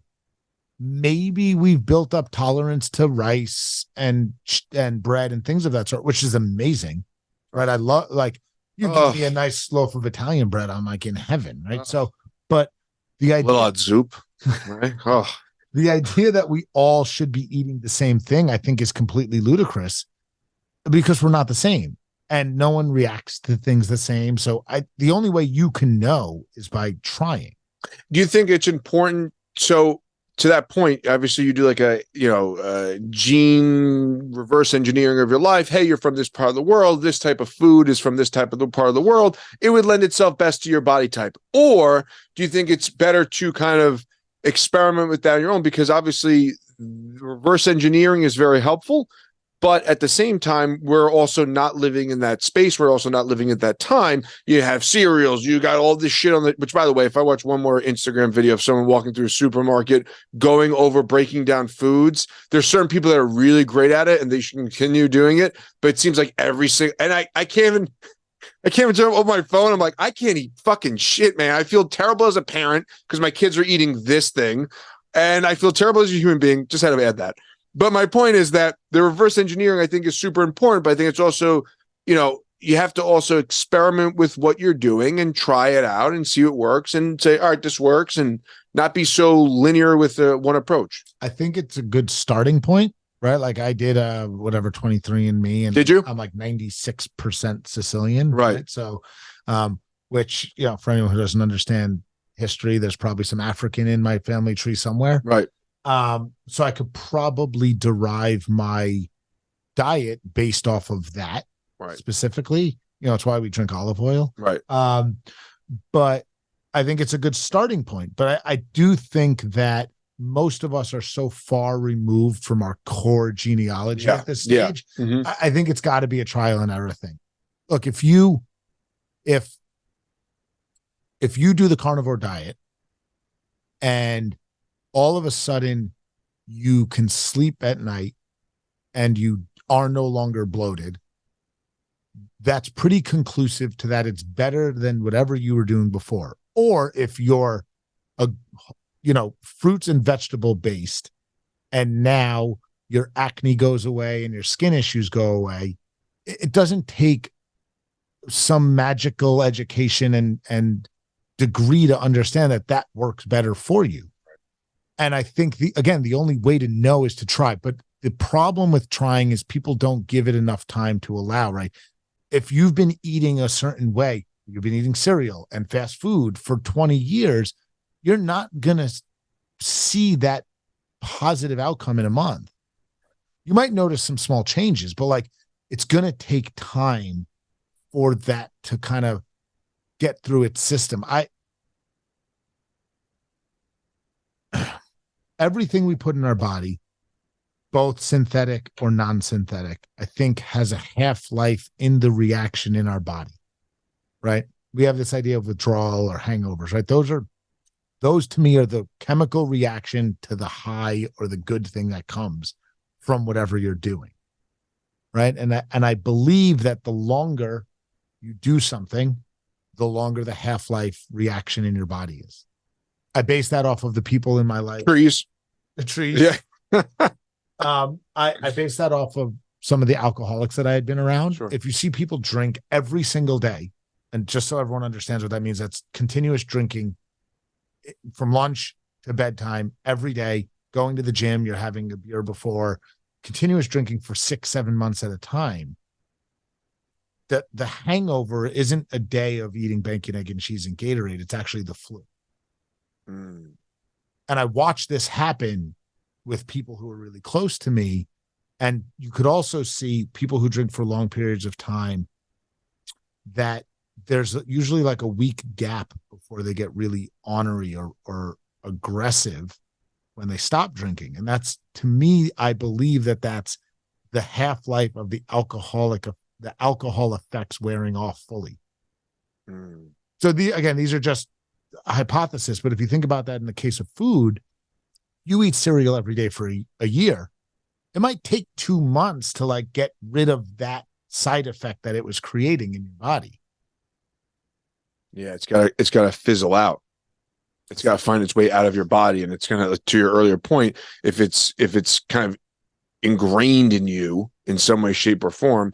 And there's also an emotional relationship with that stuff too, right? When you start removing alcohol, there's a social element to that. When you start changing food, you start changing your diet. These are all things, to our earlier point when we were talking about, when you remove yourself from the eating this type of way or drinking this food, you become boring. You become the guy that's reading books at home. And I want to be really clear about this, because we're having a really constructive conversation about habits, life change, changing your course of action. Nothing has to be that extreme. For anyone who wants to make any kind of change, like, you could just pick something easy, which is, say you don't drink enough water and you drink way too much coffee. The habit change doesn't have to be to give up coffee tomorrow. The habit change could just be, after a cup of coffee, drink a cup of water. I'd be fully hydrated.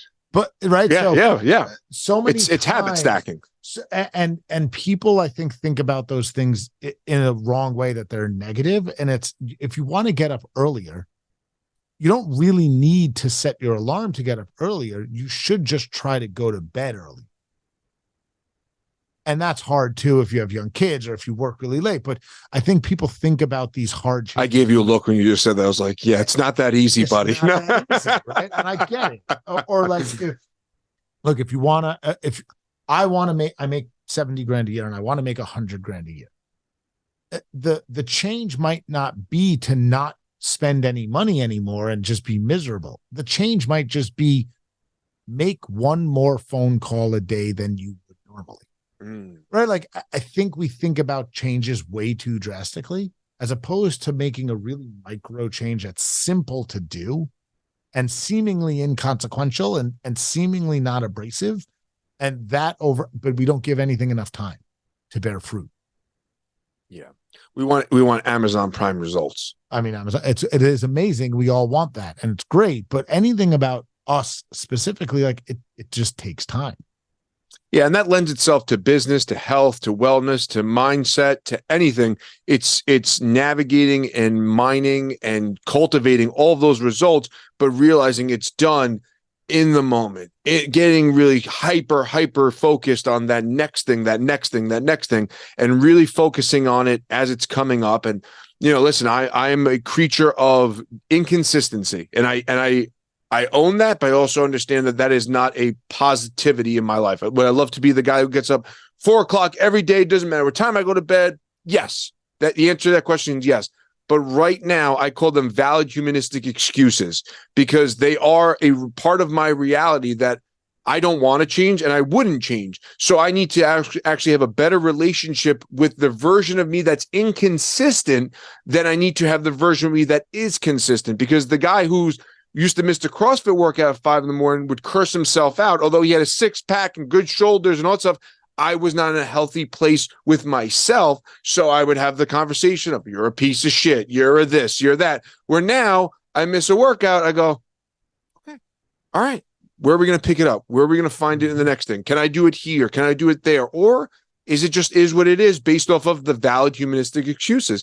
And it is about realizing that it is a compounding effect. It's about taking the one next thing, making the right choice in the moment. And so many times there is this window, this little window where you're going for that extra piece of bread with butter at dinner, and you have that moment like, do I need to do this? And sometimes you go, yeah, I'm going to do it. And then you're eating, you're like, fuck, why did I do that? Or you get out of bed to turn off the alarm, and you have this happen to me the other day. 4:00, alarm gets up. I get up out of bed, and I literally look at all my stuff, and I look at the bed and my wife in the bed. I was like, yeah, I'm getting back in bed. And I went back in bed. And you have to, if you're going to breathe those decisions, you have to accept the results that come with them. That's it. Yeah, spot on. I mean, it's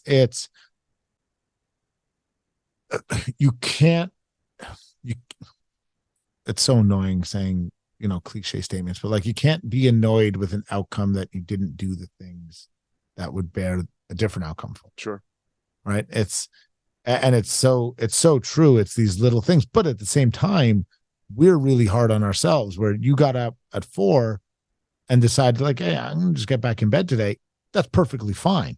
Right. And it's okay to do that. And having no guilt to that, I think, is something that also takes work. I have a lot of guilt to it. I have a lot of guilt to it. And I wonder, and it goes back to that David Goggins thing that, the kind of, do you have to be the guy that does not, or gal, that does not waver from the goal? Do you have to be the guy that says, to get the result you want, I guess it depends on what result you want, but to get to the goal, do you have to be that guy, or can you dance? Can you dance between those worlds? I think if you have a goal that has required output, then you can.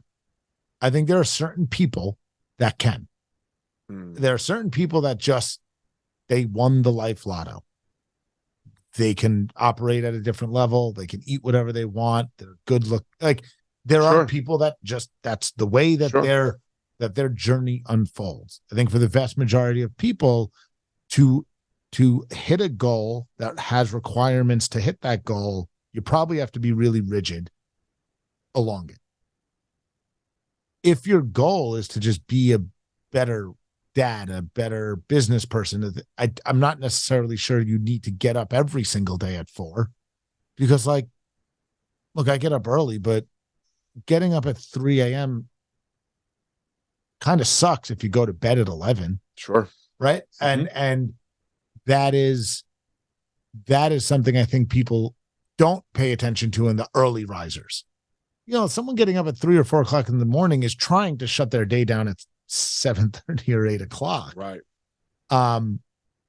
So that is a big piece of it, where I think if the goal requires the rigidity, it needs it.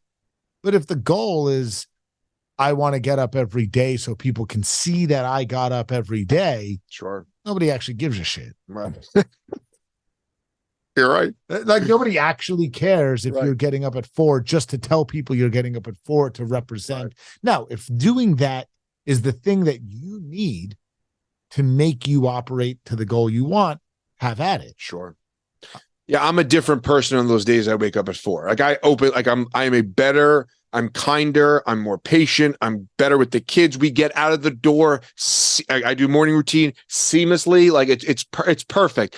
But the days I'm just a step or 2 steps behind. I'm a half a beat behind on the day. And I know in those moments at 4, when the alarm goes off, it's a decision that's going to set the tone and the precedence for the rest of the day. And sometimes I'm playing catch up, and I have to accept those results based off the decisions I make when that silent alarm and the sun comes off. So, sounds right. And you made the joke earlier. For you, like, that the challenge probably isn't the ability to get out of bed at 4. It's the challenge to get everyone to go to bed earlier. Oh yeah. And that's the challenge you should put. I need to be in bed when my kids are going to bed at 8 o'clock, 8:30, not at 9:30. Then I fall asleep in his room, got to go tuck her in. And then, like, example, last night, I was in here doing all this stuff, getting things set up in here. So now I'm out here till 11:30. How the fuck am I waking up at 4? You're not. It'll do more damage than good. Right. And I have to accept the fact that this was more important than waking up at 4. I can go to jiu-jitsu today. So there's some other outlets. I know you have to catch a flight. Anything that you think that people can take away from what you do that they can implement into their lives, whether it be day-to-day, year goals, that would really turn things around for them as a whole? Yeah. So this is something that I've been saying a lot more, and because it's relatively the beginning of the year, I think it can still work. If you're working on something, and you have goals that you want to achieve, whatever that is, take 5 minutes, pull out a piece of paper, and write out a handful of things you want to achieve or do this year, and write it in the present tense, right? I run a 5K. I achieve a raise. I sell my company, whatever those are. Write out a bunch of goals. 5 to 10, and it'll take a couple as you get down there, right? I buy new clothes, whatever it is, doesn't matter. And then take a break from it, go do something else, and then come back to that list. One of those will jump out at you and cross all the other ones off. and just focus on that one. Wow. Because we get so caught up in like, I want to be better in my career, and I want to lose weight, and I want to be a better friend, and I want to be a better partner, and I want to do these things. And, you know, if you could give voice to those specific actions that you want to achieve this year, one is going to be the one that's the most important to you. So if you write that down, take a little bit of a break, go do something else, and you're going to come back and you look at this list and it's going to be like, I run a 5K. That's the one that jumps out at you. Just like cross out all the rest and then make every decision you do. Oh, I love that. Based around, is someone who runs a 5K going to do this or this in this moment? That's a tough one because I'm going through my list in my mind and there are so many things that I hope to accomplish in life and then also in this month and in this week and in today. And it goes back to those those habit stacking and those micro decisions. But it is easy to get, you know, I say it all the time, I'm spread too thin. You know, I'm all over the place. And I feel like these things get so much of my energy, but could all that energy be alchemized to one thing that will then lend itself to accomplishing all those other goals, right? Because all those other goals are still going to be accomplished if I just focus on this one thing. Yeah, it's like almost like if you I play chess, and Do you know a good chess teacher? I don't actually, but I use one. But like download the Magnus Carlsen app. I have the chess app. Download the Magnus Carlsen one because you get to play him as like a 4-year-old and a 5-year-old. And I can't beat the 10-year-old one. I can't beat the 4-year-old one. But it was great to like learn, and it has education in it. It's actually really good. Okay. I'm excited now. So think about this goal thing as taking chess pieces off the board.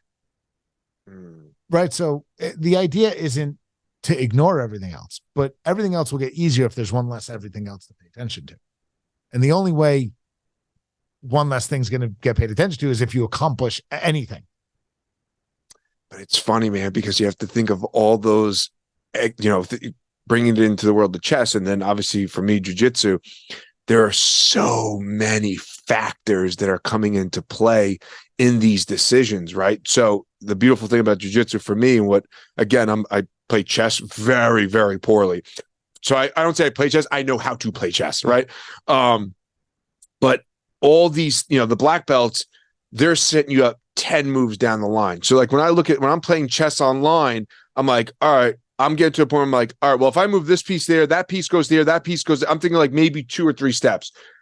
But then I make that move and it's like this whole other world opens up that I did not take into account. Yeah, there's like what you described, and then there's people who say they play chess like me. Right. And then there's actual chess players. Yeah, exactly. Which is like, I know how to play chess. I think what we're comparing, and I'll use jiu-jitsu because I've done Brazilian jiu-jitsu twice in my whole life. And I'm like, oh, this is something that I actually have to spend a lot of time to do and or choose if I could even be in the shape that I want to be and do this. And it just didn't make any sense for me. But it's like, I think it would be like being a white belt and the way a black or purple belt, brown, it would be black, brown, purple. Okay. Yep. So like the way they think about a match and the way a white belt thinks about a match, that's that same comparison, right? Right. Well, I got my purple belt end of last year, and there is a mindset shift that I was feeling as it was leading up to purple belt. I was feeling it. And then I won a tournament, and then I got my purple belt. And it was like this feedback loop that was like validating that like my mindset was aligned with the way I was perceiving jiu-jitsu. And then now that opens up an entire different timeline of existence. It's like, all right, now we have to, it's endless. But if you start to enjoy the process of that and start to enjoy the nuance of that, that's where it becomes, for me, that's like the rabbit holes that are worth going down. 100%. Excellent. Where can people connect with you? Where can people hook up with you and link up and find out more? Yep. So you could find me on my Instagram, Vincent Miceli, one word. Go by Vincent. Yeah. In professional settings, I try to. Are you an I, E, or a Y guy? I'm a Y. Oh, me too. All right, Yeah, good stuff. So I'll tell only Vinny's can probably resonate with this. Growing up, I felt like IE was corny. Me too. So I was. What were your thoughts on Vince? I fucking hate it. Can't stand a Vince. Can't stand a Vince. I'm going to give this guy, and I think it was only because there's two reasons. Now I say I'm not famous or wealthy enough to be Vince. I feel like you could grow into them. Okay. It's all the way. So I totally understand that, because I would often say I think I'd be more successful if I went by Vince. You would. It's just science. So it's like trees. And then growing up, growing up, I felt like only people who were like, just say it. Who were like douchebags were called me Vince. Yes. Or were Vince. Right. So that was my experience. And only one kid called me Vince. It was Angel Rodriguez in the 8th grade in St. Lucy's. He'd called me Vince, and it drove me crazy. But shout out to Angel Rodriguez. Have I gone by Vince, I would be more successful. It's true. And I have one of my investors and a dear friend of mine, Jim. He calls me Vince from the second we met, like 8 years ago. And I now know mostly in the fitness business, if someone is calling me Vince, he introduced me to them, and I love him to death. And he's like the only person that I allow it, and we joke about it all the time. Right.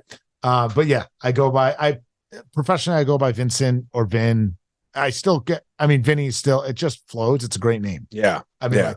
I would say that we got a little bit better head start in life because I think Vincent and Vinny is just a really strong name. I think it's a great name. So, I named my son Vincent. He's the 3rd. Yeah, that's great. So he's VB3. Yeah, there you go. And then you're the 2nd Vinny on the podcast. I had Vinny Shorman on the podcast. This was a while ago. So, yeah, but it's funny because I have the same experience with the name. I go by Y, obviously, right? Yeah. And then the IE thing I always thought was kind of weird and corny. And then the Vince thing, I have the same exact relationship with all of that. That's funny. So Vincent Miceli on Instagram. Yep. And Miceli, or I've been doing this recently. I've just been giving out my email address. Okay. Right. Vin@verb.co. Real simple, real easy to remember. You can find me at verb.co also, just, or at the gym. Right? Yep. You can find me at my gym. Any of those will work. And that's HPLT headquarters in Pelham. Yep. Body Blueprint and HPLT HQ in Pelham. There you go, dude. Such a pleasure. I really appreciate you coming on. This is awesome. That was a great conversation. Awesome, man. Thanks, dude.